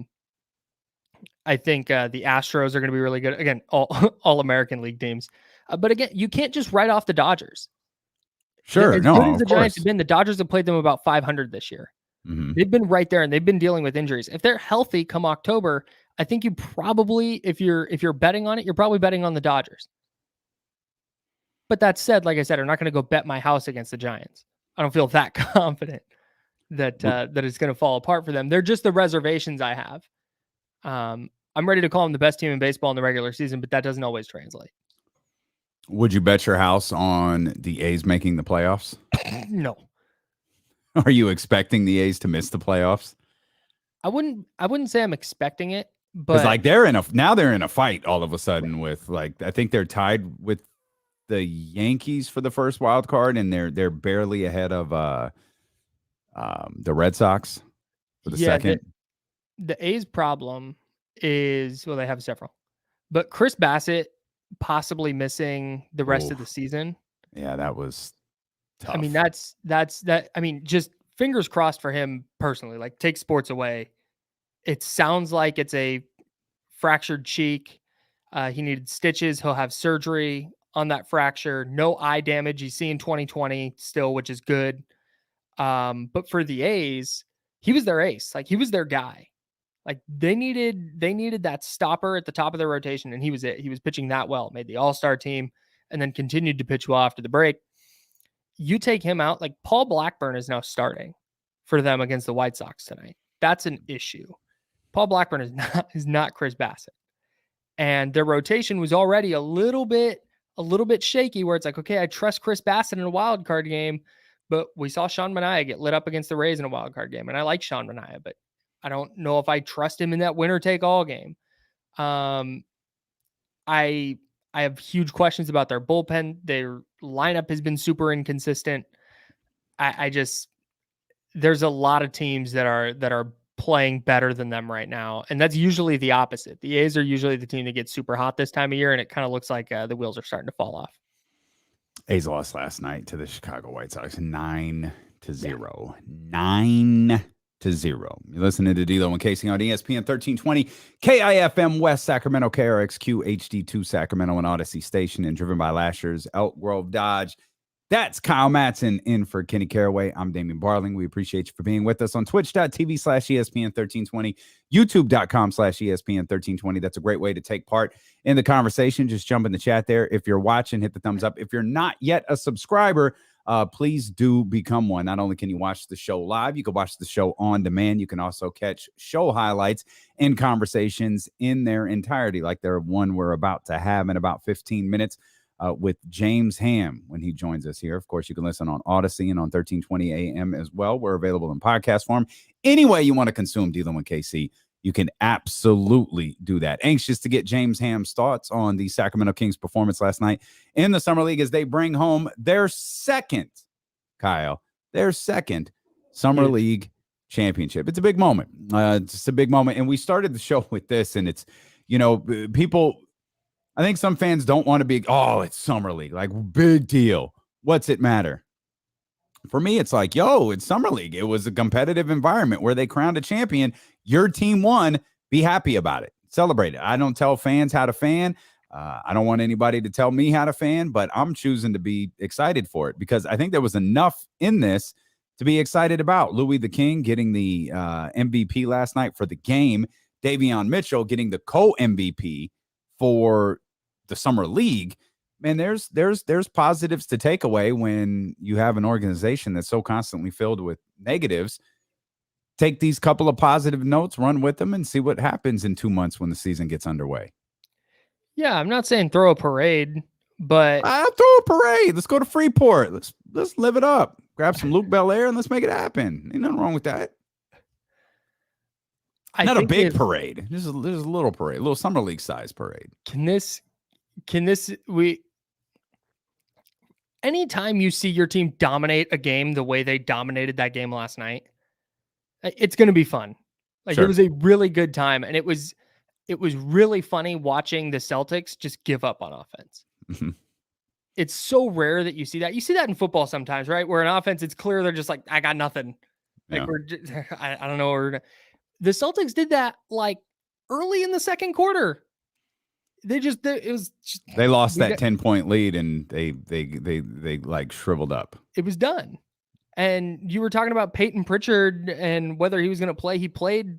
I legitimately forgot he was on the court.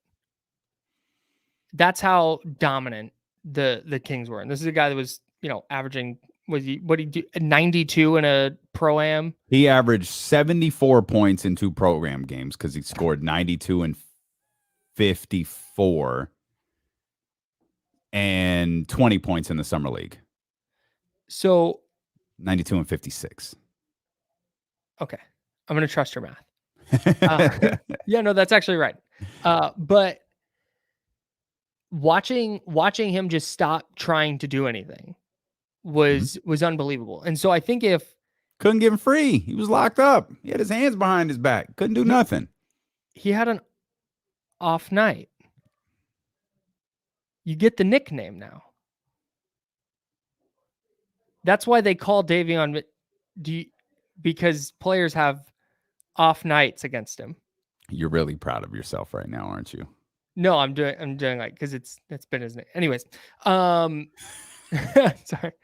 I think though what you can take from this and the excitement that you take from this is this included Davion Mitchell, who dominated and didn't look like he belonged in summer league. He looked like he was above it. Watching that defensively, at least, it was like, why is he in this game? What is he doing here? This is silly. But I think you talked about like that excitement is something new. It's like that defense, what we saw the Kings doing defensively was so much different than what they were doing last year, where they were historically bad defensively. And now you're going to take that coach who instilled that mindset in them, and you're going to plug him into their G League team and hopefully instill that mindset there. Now, can you get that to trickle up to the NBA side? Luke Walton was there. Mm-hmm.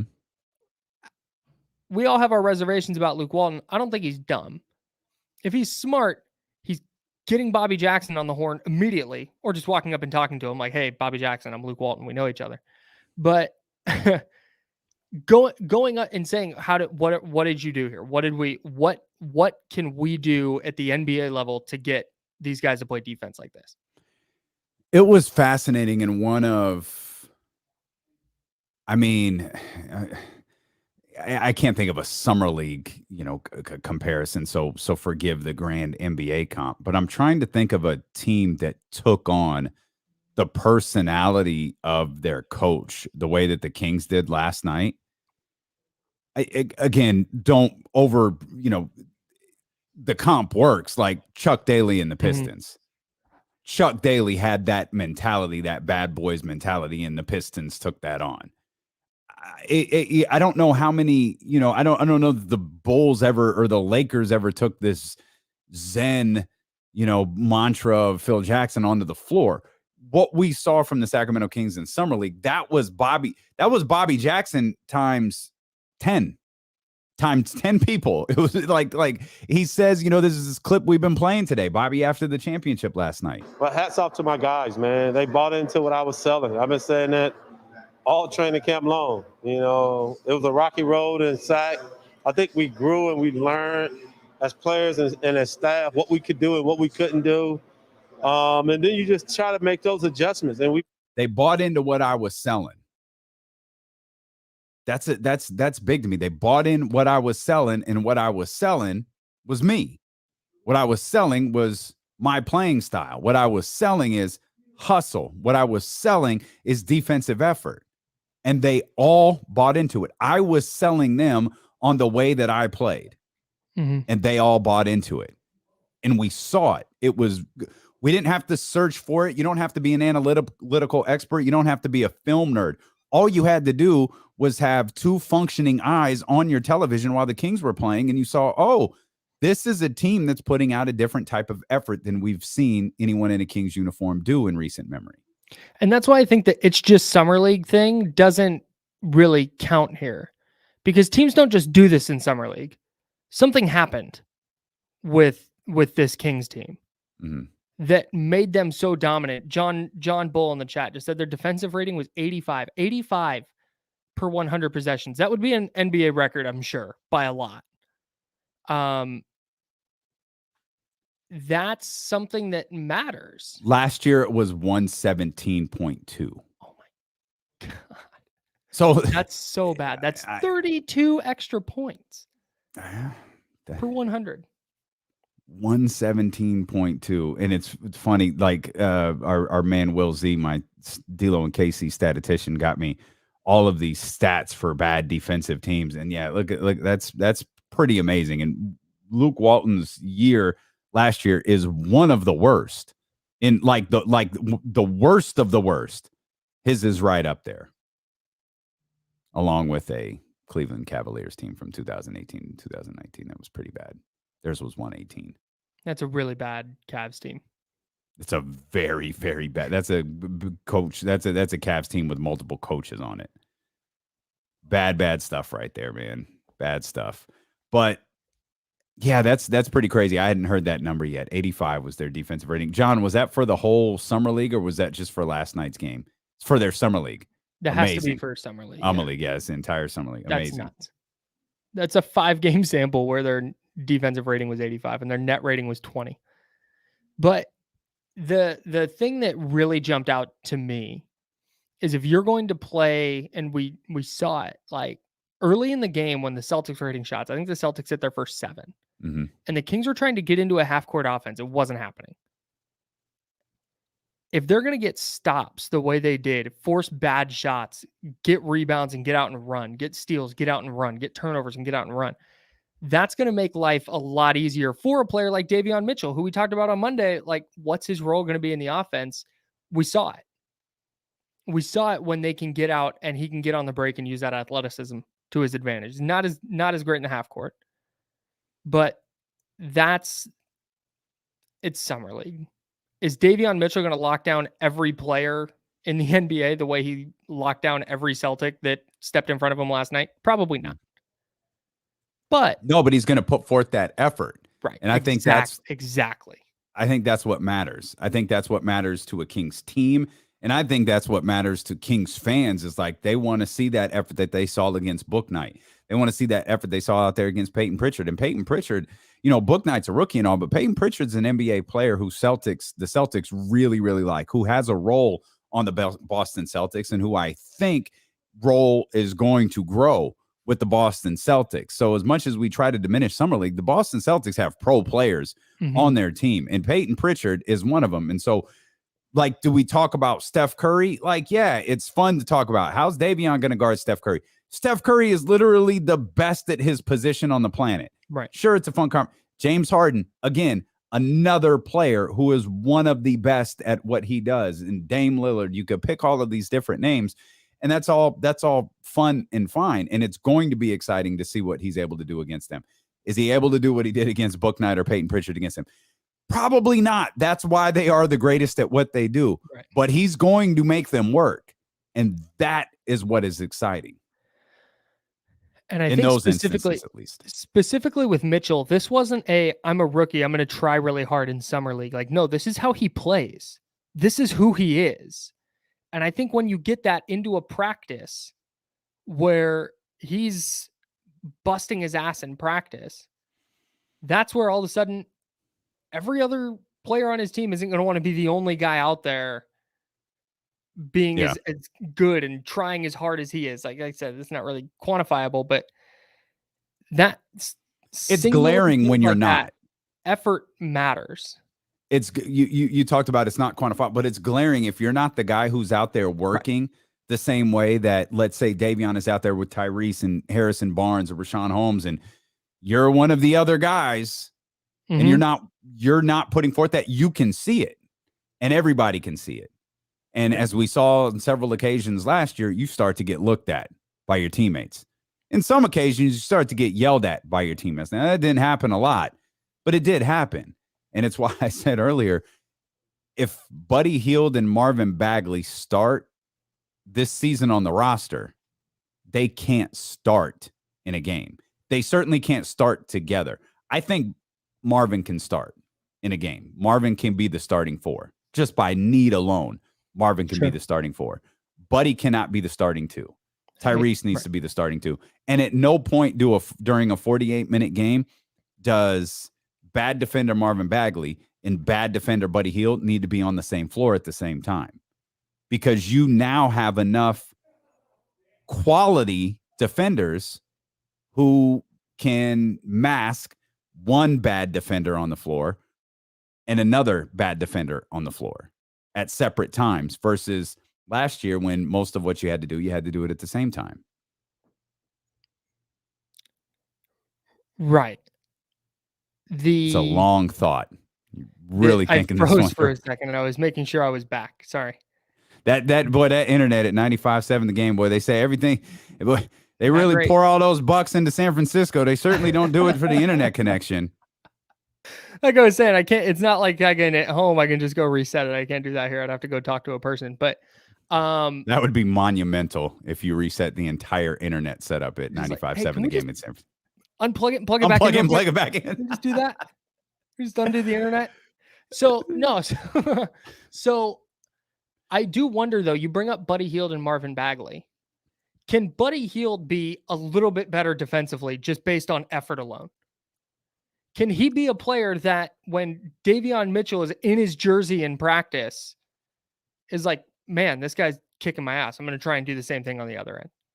And can that get instilled at least a little bit? Can he be a little better where he's not a total disaster on that end of the floor?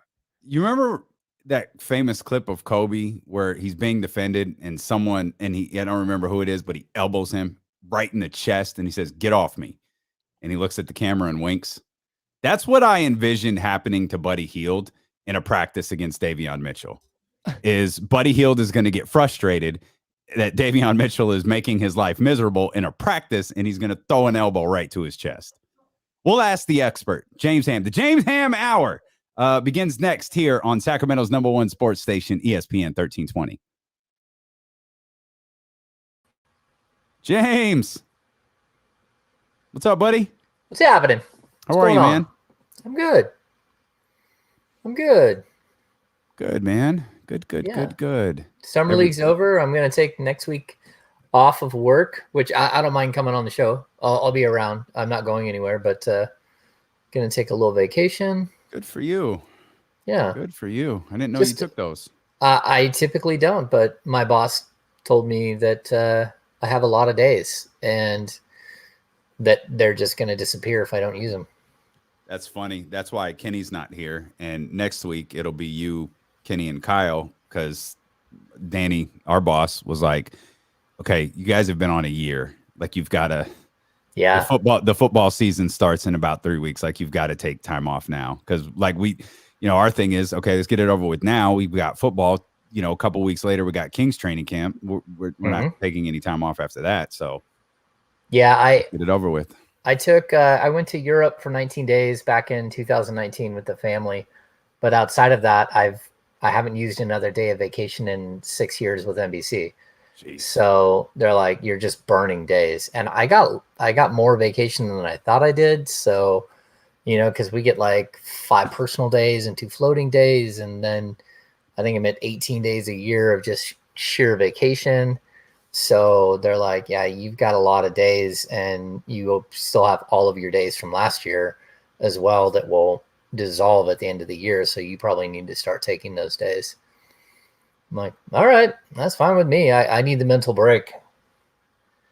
So it's taxing. Yeah, it is. And it's got to be difficult for you to figure out like when you're going to take it off. Yeah. Like, so I'm going to, because if you're off and something happens, then I'm back on. You're back on. Yeah. Yeah. So, I mean, that's the way it goes. Like, I know that, and I'm not going anywhere next week. And then the second week of September after Labor Day, me and the wife are going to go to Maui for a week. So leading up to training camp, just kind of get away, get a break. We've been locked in the house for 2 years now, it seems like. So get a little R&R. Sweet. Yeah, so who are we with today? That's Kyle Matson. Oh, what's up, Kyle? Hey, James. How's it going, Not often you see an Expos hat. Yeah, it's got the 94 World Series patch on the side, too. I was talking about it earlier. A little Larry Walker action. Yeah. Andres Galarraga. Yeah. They have on Fanatics right now a Vlad Guerrero Expos jersey, and I want it so bad. Yeah. But I can't justify $110 expenditure right now. Yeah, but I mean, if you're gonna buy an Expo, I'd want like a Tim Wallach jersey or something. Give me like a. That's fair. Yeah, Andre Dawson. That'd be unbelievable. Yeah, Andre Dawson joint would be amazing. Random Expos players with James Ham. Yeah, last year it was Clown Tunnels. Today it's Random Expos. Well, yeah, I mean, I told you. Well, first of all, baseball is my first love, totally, and then I played fantasy football. This will be my 32nd year, so Yeah, like I sports junkie. I can talk any sport, well, most sports for quite a while. This is great. I saw on ESPN today somebody list Antonio Gibson as their sleeper at running back. Yeah. Like, he's like a first round pick. Like, what are you talking about? Sleeper? That's insane. Yeah, I saw that too. And he was on my team last year. He was a sleeper last year. Yeah. Hang on 1 second, James. Hang on, guys.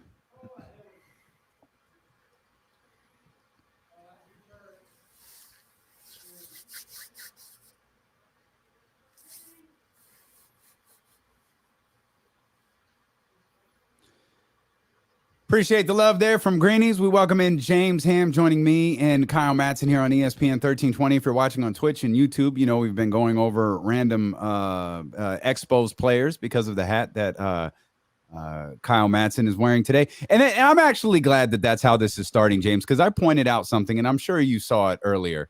SB Nation put out an article about the top Summer League players from this year, and they neglected to include the guy who won the Co-Summer League MVP in Daveon Mitchell. And then they put an amendment out there like, oh, we've updated the article and we've put Daveon Mitchell as an honorable mention. And I made it a point that if you're following the Sacramento Kings and you want to know about your Kings players, you need to follow guys like James Ham. You need to follow guys like Jason Jones. You need to follow guys who actually watch games to write about players, because what those guys at SB Nation were clearly doing, we're looking at box scores, watching different highlights on social media or watching highlights on Twitter. And you just exemplified how much you know, not only because you've shown off your basketball knowledge for years. No one has questions about that. But now you're naming random Expo players and fantasy football draft picks at number one, all within a span of like 3 minutes. And this group that gets paid to cover basketball left out the guy who won the MVP of the Summer League until after he won the MVP. He left them off of their top players of Summer League list. Yeah, you know, and I also forgot to mention Tim Raines. Great one. Underrated. Thanks, James. Random exposed players that we were discussing earlier. You know, look, I mean, when it comes down to it, Davion Mitchell is going to be one of those players that his impact on a game transcends the box score. There's nothing you can do about it. There will be nights where he really does nothing and he does everything at the same time. And so I think it's interesting that that someone would omit the guy who literally just led a team as a rookie, led a team all the way to the championship, and then won the MVP. But at the same time, you know, it goes back to sort of the old Tom Glavine baseball commercial, right? The chicks dig the long ball. You know, I even remember something about Matt Harpering had done an interview, and he said, look, like I did all of the dirty work for so many years in the NBA. And then I knew I had a contract year coming up, and I said, you know what? I'm just going to show people that I can score too. I just don't need to be good and to be impactful. And I think he averaged like 17.5 points. He got paid for 17.5 points. And then he went back to being the player he was before, which was a highly impactful, effective player. And so I think Davion is going to be one of those guys, you know, if you missed it, he shot 47% from three. Like he did so many, his assist to turnover ratio was like 5.8 to like 1.6. Like these are things that like winners do. His team didn't lose. They shut everybody down. The Sacramento Kings averaged 19. They had 19 steals in the final game, but they averaged 14 steals a game over the 5-game stretch. And he only had 1 steal a game. What he does is he gets into the guy with the ball, and that makes mistakes, and everybody else feeds off of it. I mean, I think Louie King and who is the other guy that last night, the pogo stick, who they both had Emmanuel Terry. Yeah, Emmanuel Terry. Both had 5 steals last night. Those aren't just them reaching in and popping balls away. Those are, you know, guys like Peyton Pritchard throwing bad balls because they're being blanketed. And so, yeah, this is he's going to be interesting. He's going to be interesting to cover because, you know, winning the Rookie of the Year is going to be extremely difficult with this draft class. But what happens if the Kings improve by 12 games or something wild and crazy? And a lot of it is because of his defense. So we're going to have to wait and see. But is he even going to be in the Rookie of the Year conversation talking about Davion Mitchell if he's scoring 9.5 points a night? No, I mean, I don't think he will, but again, if the Sacramento Kings are the 6th seed in the West, then yes, he'll have to be, because it won't matter how good King. I think Malcolm Brogdon did. Yeah, I don't think there are some circumstances behind it, but that wasn't a great draft. I mean, Malcolm Brogdon was the best player, and he was taken the 2nd round in that draft.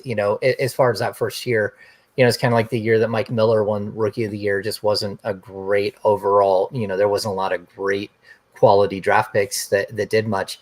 And then if you're looking at Davion, I mean, we don't know what he's going to do. We don't, because what we saw at Summer League was a player who was a primary focus player on the offensive end. Everyone tried to take away a lot of things from him because he was the guy who was distributing. He's the guy who's setting everybody up. Just think of him as, I don't know, a 4th or a 5th option. It's going to be crazy. And think of him with a lob threat like Rashawn Holmes, as opposed to some of the guys that he played with in Summer League. Like, there's a lot of things you can see where he can show improvement just because the skill around him is better. Where's Louie? Give me some news on Louie the King, man. I really like him. I like him dating back to last year, and I know we've talked about him before, and it's just the place is hard for him, like finding room for him. But I really do think he's a good ball player. Will he get minutes? Do you think he can get minutes? I think he can. I mean, look, with the new NBA rules, right, this year, I think you can suit up all 15 players that you can suit up to 15, as opposed to it's usually you can only suit up 13 and you have 2 guys that are floaters. This year, I believe you can suit up all 15. He can be with the parent club he can be active for up to 50 games during the regular season.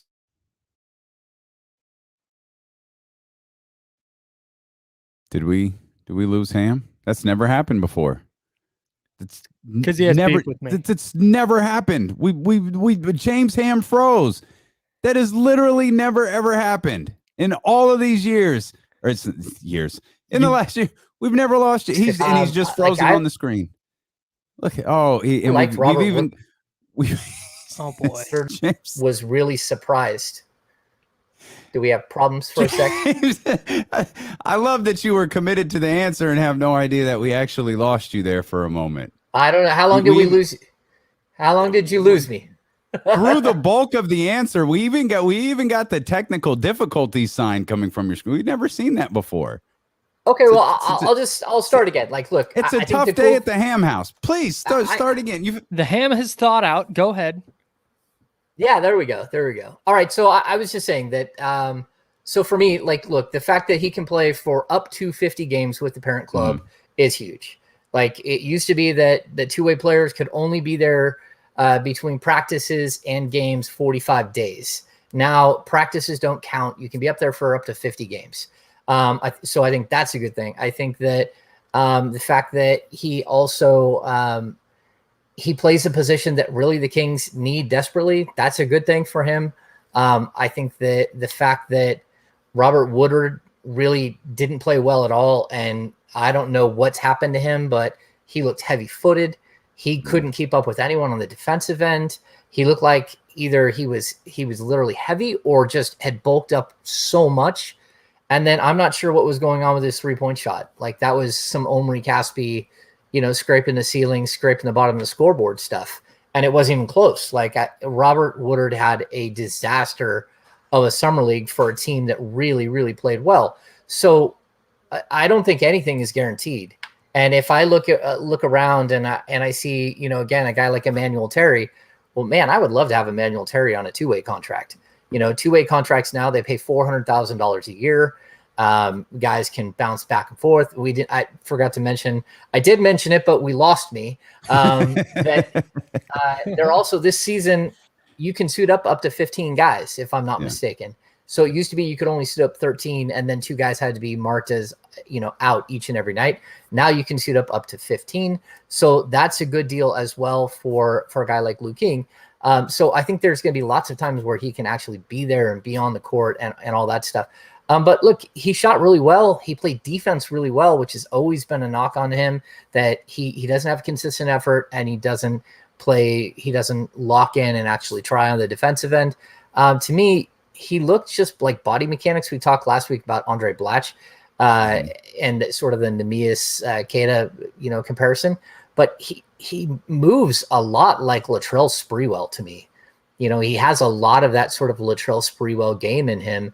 And if he can lock in, I think that there's potential here. I think there's potential for him to not only somehow dislodge Robert Woodard from a roster spot and have, that roster spot go to him and a guy like Emmanuel Terry make a two-way contract. There's a lot of things that can happen on the end of a bench that I just think that, we're going to have to wait and see. And so I like competition, and I think he's brought it. And the fact that he's locked up on a two-way no matter what is a really good thing for the Kings. How much stock are the Kings putting into Summer League? Because that's kind of been the big thing is, it's only Summer League. But like you just laid out, there were a lot of guys who looked really good. How much are the Kings as their own organization taking away from those 5 games? I think you have to, if you show up and you just look horrible, that's an issue. Especially for a second-year guy. Even, I'll say this too, Chimezie, I wrote on this earlier today, Chimezie Metu had a disaster of a summer league as well. Even before he punched somebody in the face, he shot 31% from the field. He shot 26% from the three-point line, and he didn't rebound that well. I think he averaged 10 points, 6.8 rebounds. That's a fourth-year guy. You get to summer league as a fourth-year guy, you better show up and show up big. That's the point of this exercise, is to show that you've gotten better. And then once you get to a certain stage, you just understand how to play the game well enough that you walk on the floor and you're so much better than some of the guys, like the Stewart guy that the Kings had on the roster. Every time they put him on the court, it was like, oh my gosh, what is happening? That is what summer league looks like. Some guys do not know how to play the game yet at all. And then a guy in his fourth year, he should know how to play the game. And he should walk in and, a double-double would have been expected. Shooting 48% from the field should have been, expected. Shooting 35 to 40% from three. That's what I expected out of Chimezie. I just thought it was a bit of a disaster. But I don't think that it's going to impact him going into, it doesn't change his lot in life. But what it does do, it opens the door for guys what was it, Matt Coleman? The kid out of Texas who I thought came in and played. He's almost like he Brett Saberhagened it. He played well every other game, and that's not going to work. So Saberhagen was good every other year as a pitcher, and it's Cy Young and then horrible and then Cy and then horrible. But the point that I'm making is that he showed up in a couple of games that it was okay, I got you. You can be my starting point guard for the Stockton Kings next season. So what you do is you give those guys an invite to training camp, and if they're one of the final 3 players that are cut, you can allocate them to your G League squad if they choose to go there. And so those are things where I think guys can actually make an impactful stand for themselves. Lou King played extremely well. I think Neemias Keita, he played well enough that you saw the outline, but you also saw that by game 4 and game 5, his body was hurting and he was falling apart. And that just shows you, okay, what do I need to do with him? I need to get him in the gym and work him out really hard and get him ready. But maybe 2 years from now, he can be my Alex Len. He can be that guy who comes in and punishes people and block shots and rebounds at a high clip. So I think you see outlines of players. But again, I think it was Dante Green scored 42 points in his first summer league game when he was with the Houston Rockets before the transaction happened that traded him to the Sacramento Kings, which was already in the works, but they let him play in summer league for Houston. And so sometimes guys can do something that are just crazy, like a guy like Cam Thomas. I think Cam Thomas is going to score in the NBA. He's not going to have any problems. He's not going to put up 27 a game, I don't think. But the fact that he walked in the door and was that good, that's kind of what you expected from a guy who all he does is score. But yeah, I think you can learn some. And I think more than anything else, you can learn who really isn't ready and who isn't going to be a ball player or is got a long road in front of them. James Ham is always ready. Kings insider and sports aficionado with us here on D'Lo and KC on ESPN 1320. You mentioned the Stockton Kings. I think there's a couple of things worth pointing out there and a couple of things worth asking. One, how many of these guys that we saw in the Summer League do you think Bobby's going to be coaching when the Stockton Kings G League season rolls around? Well, he's certainly going to have Ramsey, which I thought, again, Ramsey started out at the Cal Classic was like, oh boy. You cringed. You cringed the day after. Yeah, you cringed big time. But then, he turned it around, and his speed and quickness getting down the court, his defensive intensity, I thought he played really well positioned defense. I actually thought that was one of the players where you looked at him and you thought, oh man, did Doug Christie already talk to him? Did he already work with him a little bit? That was one of those situations where, like, I don't want to take away any of the credit of what Ramsey's done and what the people around him have done, but there was something different about the way he moved. And I thought, all right, that's nice to see. He's only 20 years old. So I think he'll be down in Stockton. Again, I think Coleman has a chance to be in Stockton. Just depends on if he gets better offers. I think that the Woodard, if he is held on to, certainly will be in Stockton the entire season, trying to get ready. And I think Keita is going to spend the entire season. I mean, the Kings have like 14 big men that can play the center position at this point. And so I don't think there's any way he's going to see any meaningful time in Sacramento this year. So I think there's plenty. And again, a guy like Emmanuel Terry, if you can somehow get him to Stockton, but he got a taste for playing in Europe last year. He played in Israel, played in a couple other places, I believe. And, you start getting paychecks when you do that. And so getting him back in, the only way you're really going to get him to be on a team during the G League season is to get him onto a 2-way contract where he's making, the $400K a year. I want to go back to the last Summer League championship the Kings won. Mm-hmm. What happened that they win that Summer League title and then didn't make the postseason? It wasn't the start of something. It was just a random Summer League championship. How do they avoid doing that again? Like, why is this different? Well, to be honest with you, there's no correlation between Summer League and what happens in the regular season. Sure. Like, I mean, this is fun. We had a good time watching it. I had a good time tweeting about it. But this is Summer League. I mean, most of these guys, I mean, even if you look at the stack of guys that were there that are actually on the roster, and again, the Kings had 4 guys, I think.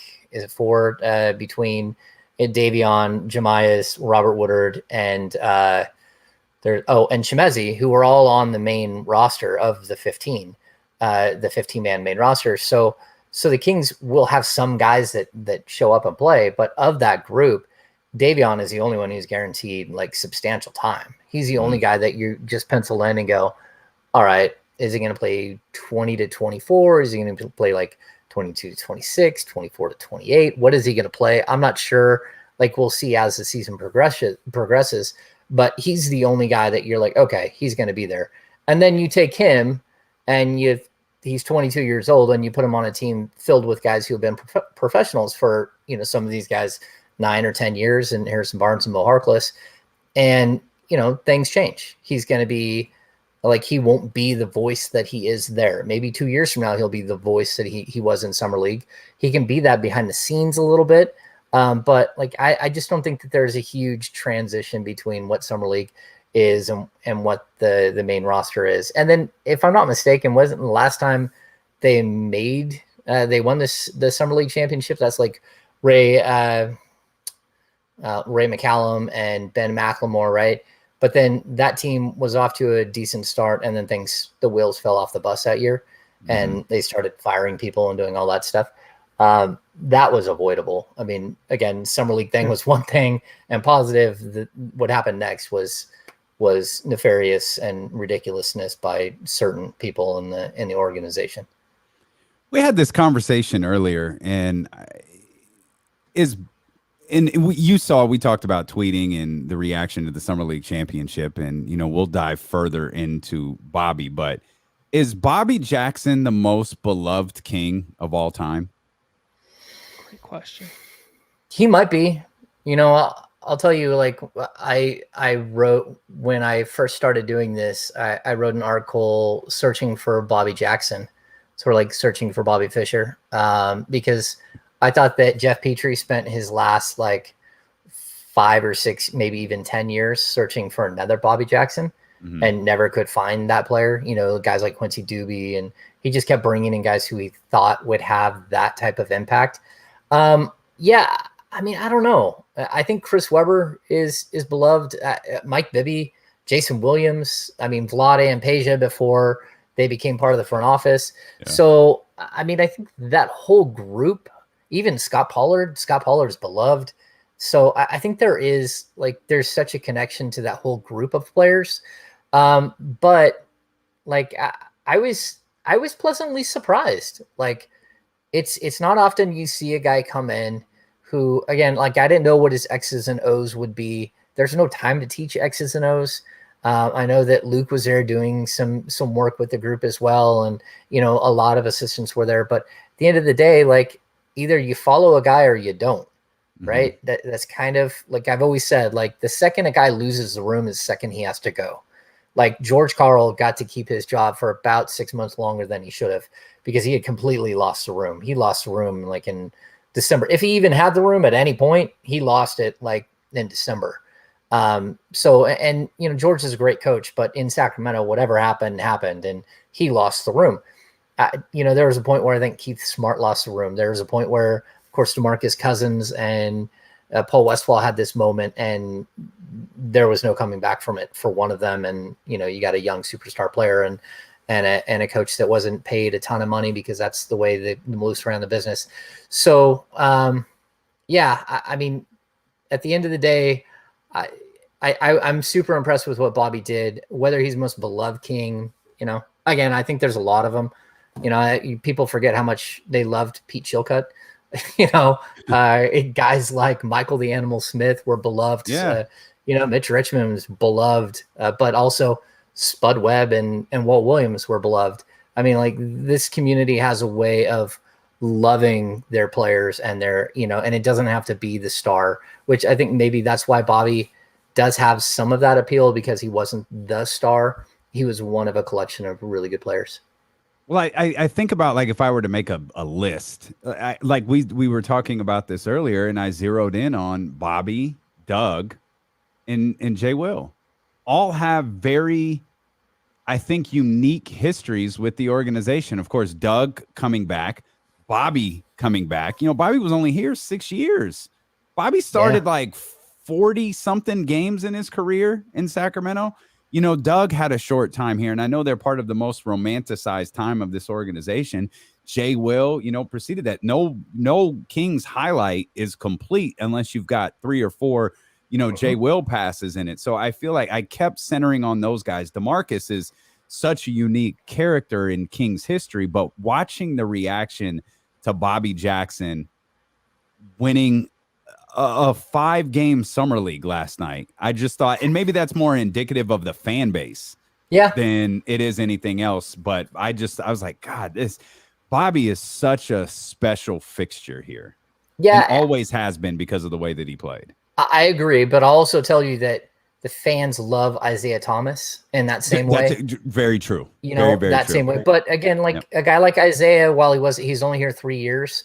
And again, that was a catastrophic miscalculation of understanding of basketball talent and everything else, why he didn't stick with Sacramento.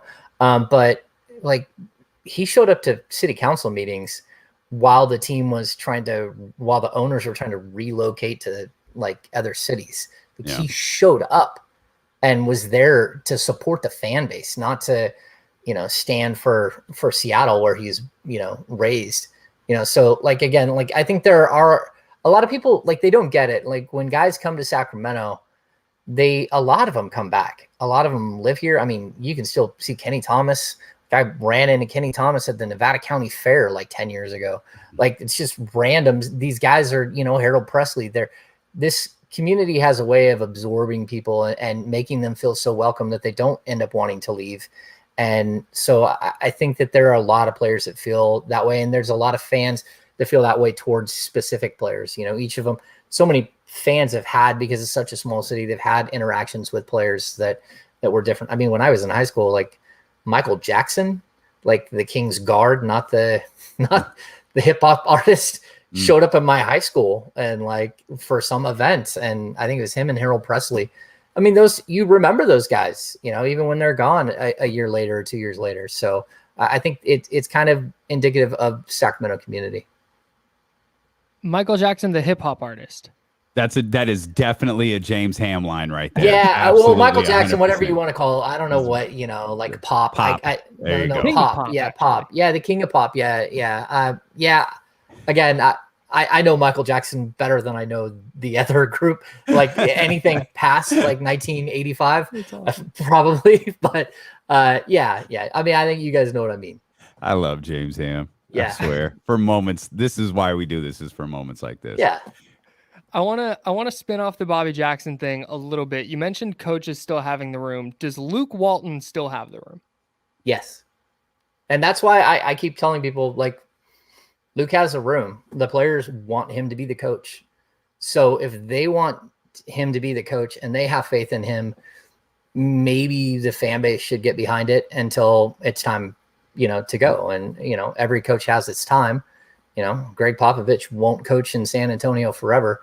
Like, there's going to come a moment for everybody where it just doesn't work out anymore, or you just can't do it anymore.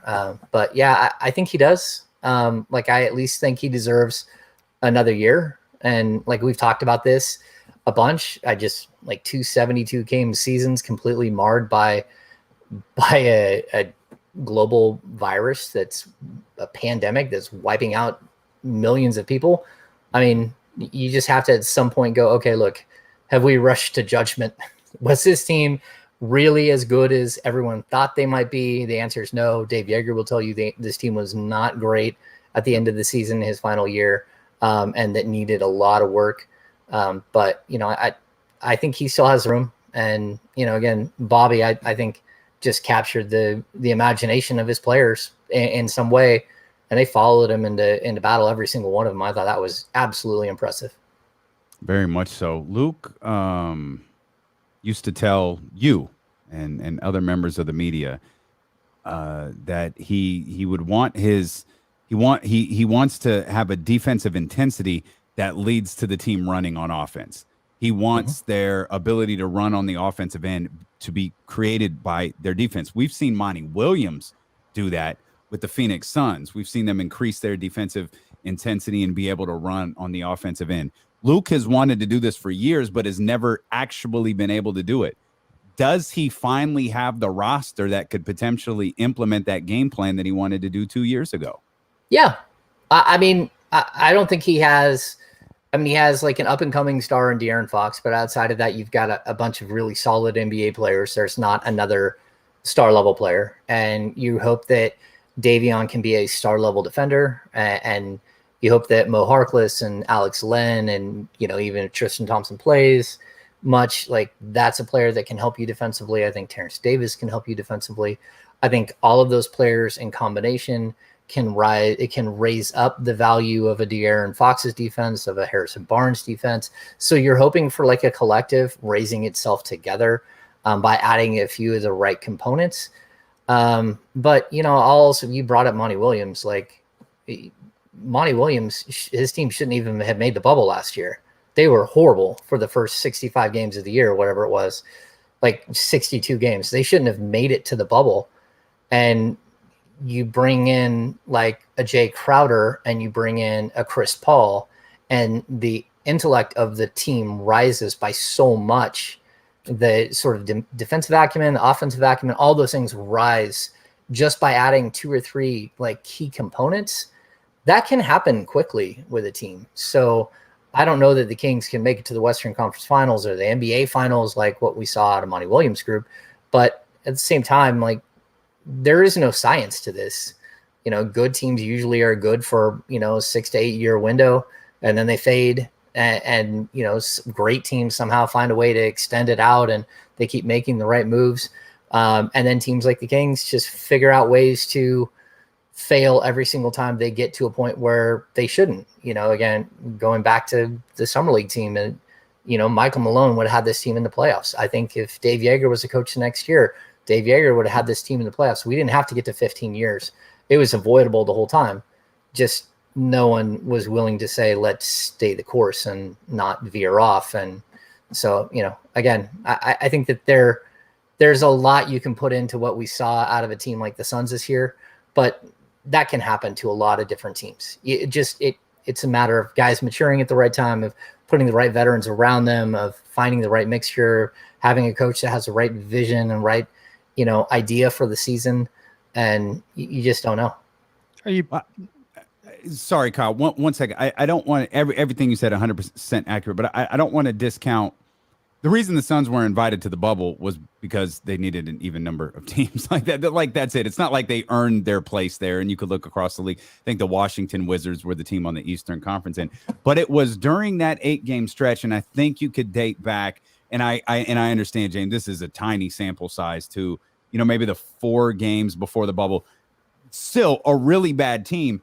It was in the bubble that they had a top defensive rating team and a top offensive rating team. This was before Chris Paul and Jay Crowder. Like, this is something that I think, and maybe this is naive of me, that actually attracted Chris Paul to the Phoenix Suns. And I understand you can't put too much into that bubble because they were essentially, for very, with the exception of very, very few teams, they were virtually exhibition games.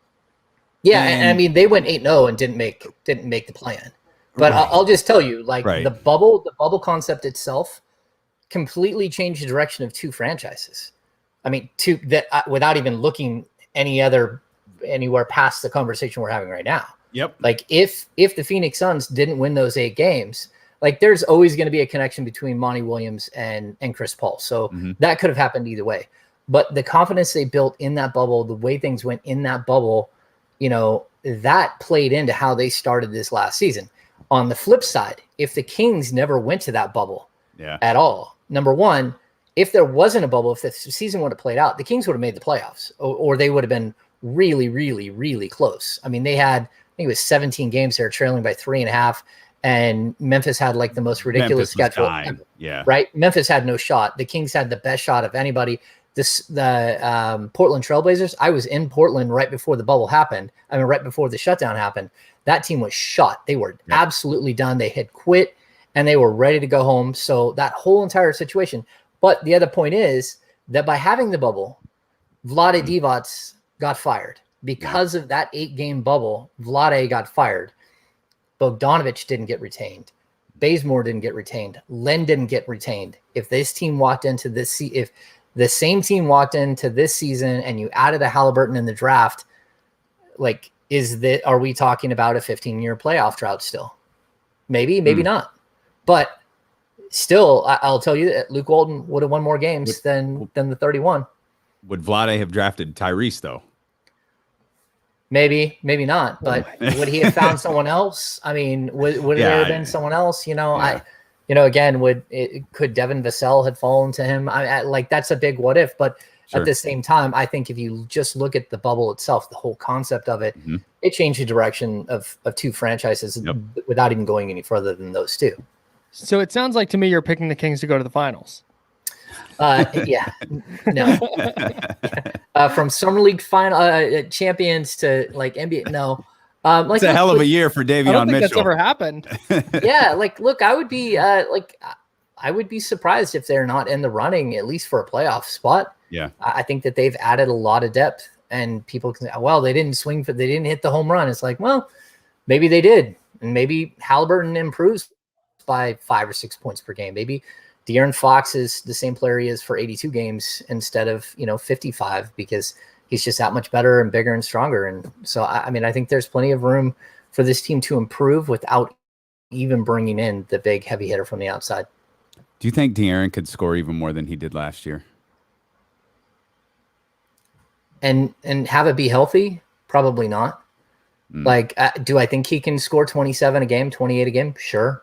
But are you going to win if that's the case? I mean, that's a fine line to walk.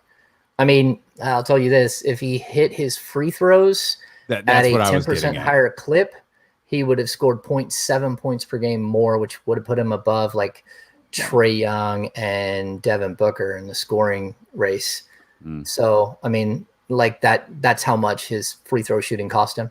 So, yeah, I think he can be better. But, like, I don't know, like, if De'Aaron Fox is scoring 30 a night, I don't know that that's the right thing for the team. I don't know how good the team will be if that's the case.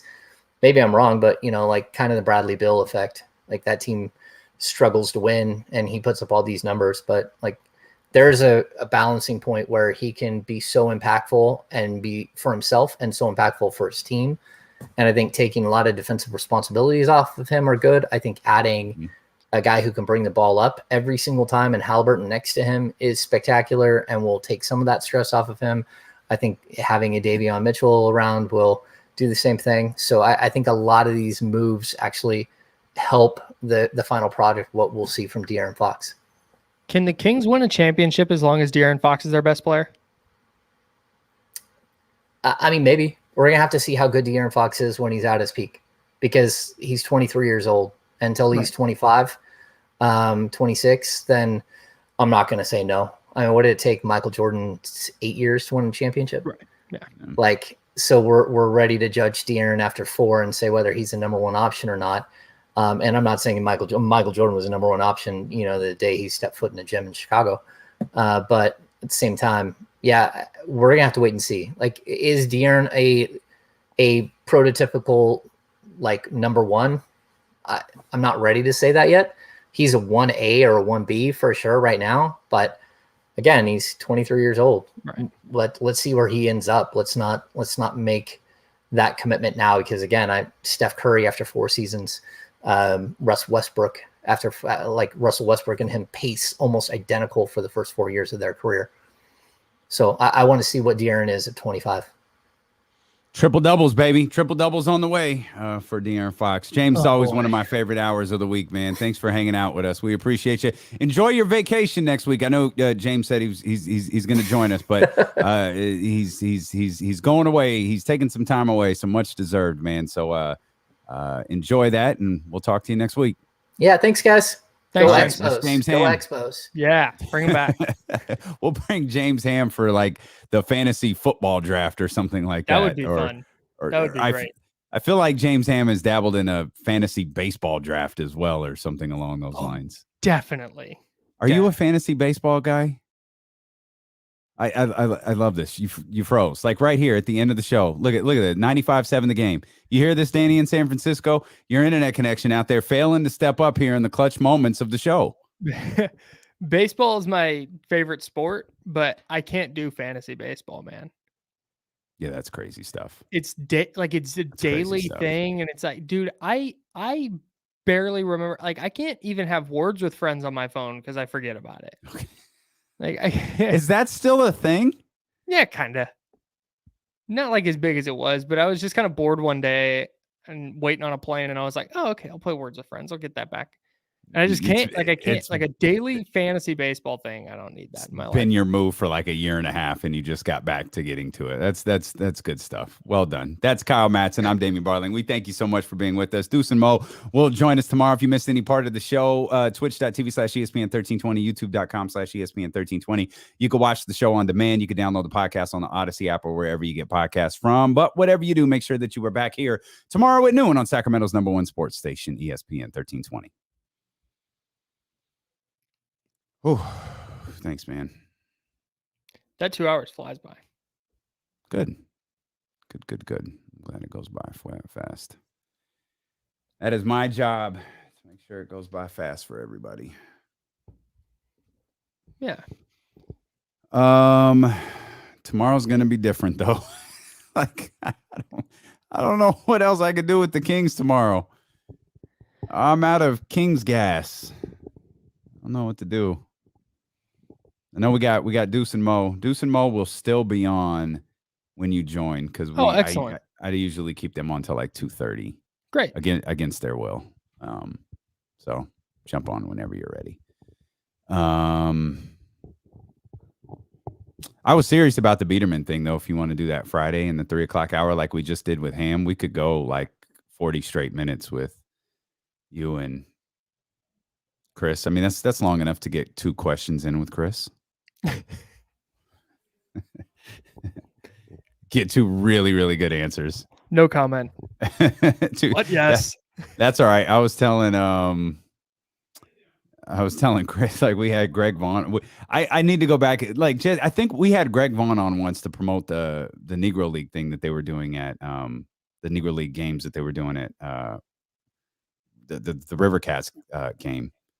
And I think we asked him one question and we were late to break.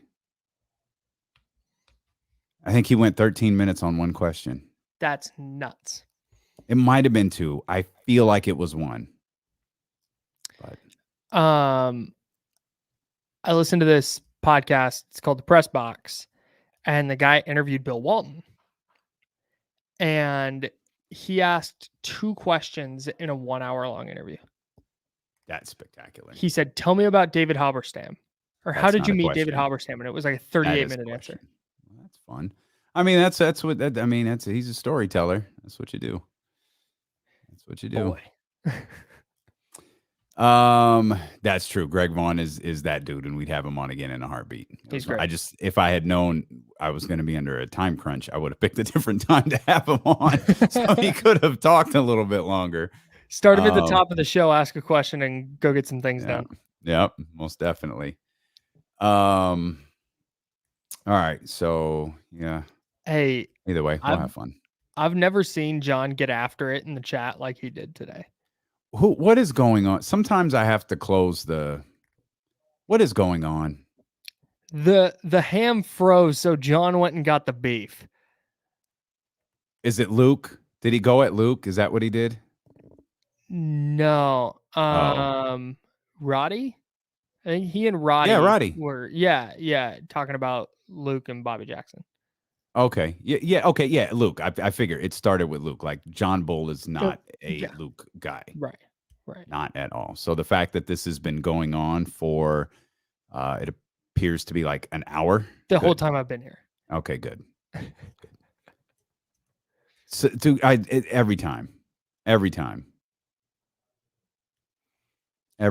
something pops off. Yeah, hip hop artist Michael Jackson. That was great. That'll be a favorite. Yeah, that'll definitely be a favorite. I remember he told us he didn't know who T-Pain was when T-Pain performed at the Golden One Center. Which is that's what I expect from. Oh boy. That's my guy. I just love James Ham. I really do, man. I don't know what kind of music it's like. The king of pop. Oh dear. Why is Amber Rose trending? What? There's don't check on a work computer. All of my computers are work computers. I'm just at home. I gotta find the clip of Doug Christie and Amber Rose in that movie together. I think it was Amber Rose. I gotta ask Chris what that movie was called again. Doug Christie was in it. All right. Strong TBD from Beads. Okay, good. Yeah. A strong TBD. Yeah, he said, when do you need to know by? Oh, whenever. Yeah, I said Friday morning at the latest. Tell us at 3:19 on Friday if he wanted to. Just give me time to send him the link because he needs to be on the video. He can't be on the phone. He needs to be on the video. I know he's down in Orange County right now for Chargers Niners joint practices. Mm-hmm. And so Chargers Niners don't. Oh, is it next week that it's the Raiders? Mm-hmm. Oh, okay. All right. That's fun. Okay. Bosa on Bosa. There's a lot of MAGA happening. No down Bosa. There.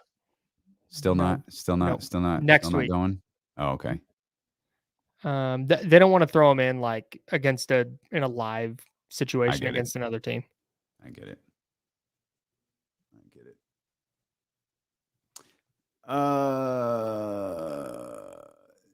I listen like actively. No, listened. Yes. Yeah. Yep. What time? 3:20? Yeah. Yeah, 3:20. 49er. It'll be a live Candlestick Chronicles with My ass messing everything up.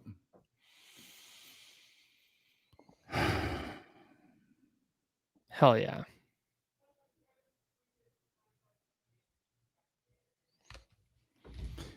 All right. Did you read the Mark Spears piece on Daveon Mitchell? Mm-hmm. That's good. Yeah. I was thinking about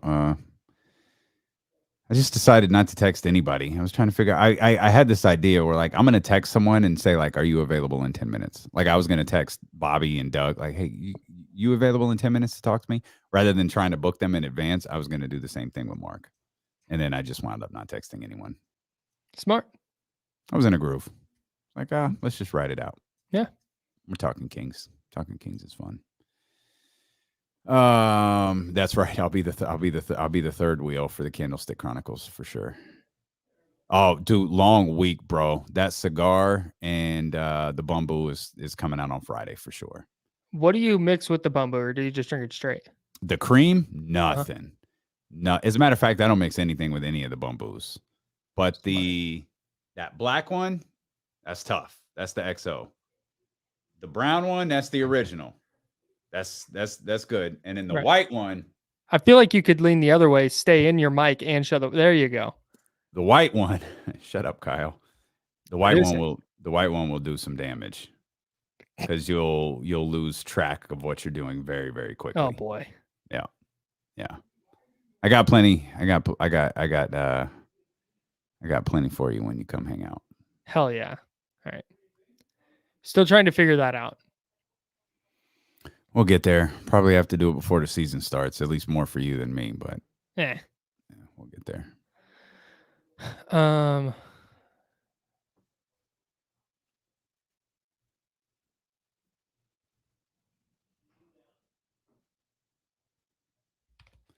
Okay. That's true, John Bull. All bamboos matter. I think it was John that texted that. Somebody texted all bamboos matter. Where'd it go? Yep, that was John. All right, let's get out of here. Love y'all. Thank y'all. As always, Kyle, you may go. You are dismissed from class. We will see you tomorrow. All right. See you guys. All right, man. Thanks. Appreciate everybody for hanging out, man. Thanks for hitting the thumbs up. Like I got a peep at the number earlier. That's a good look, man. I appreciate you guys. 2 more days, man. We got Deuce and Mo tomorrow. And then on Monday, when Kenny's back, Kyle will be with him for the whole show. So there won't be any weird getting in the groove when Kyle gets here. So it'll be Kyle and Kenny the whole show starting on Monday. And we'll figure out something. I'll try to get some basketball guys on so we could keep the Kings conversation active and then maybe dive into some football on Friday. So we'll figure it out, man. We got time. Love y'all. Have a great one. And you know the drill. See you tomorrow at noon.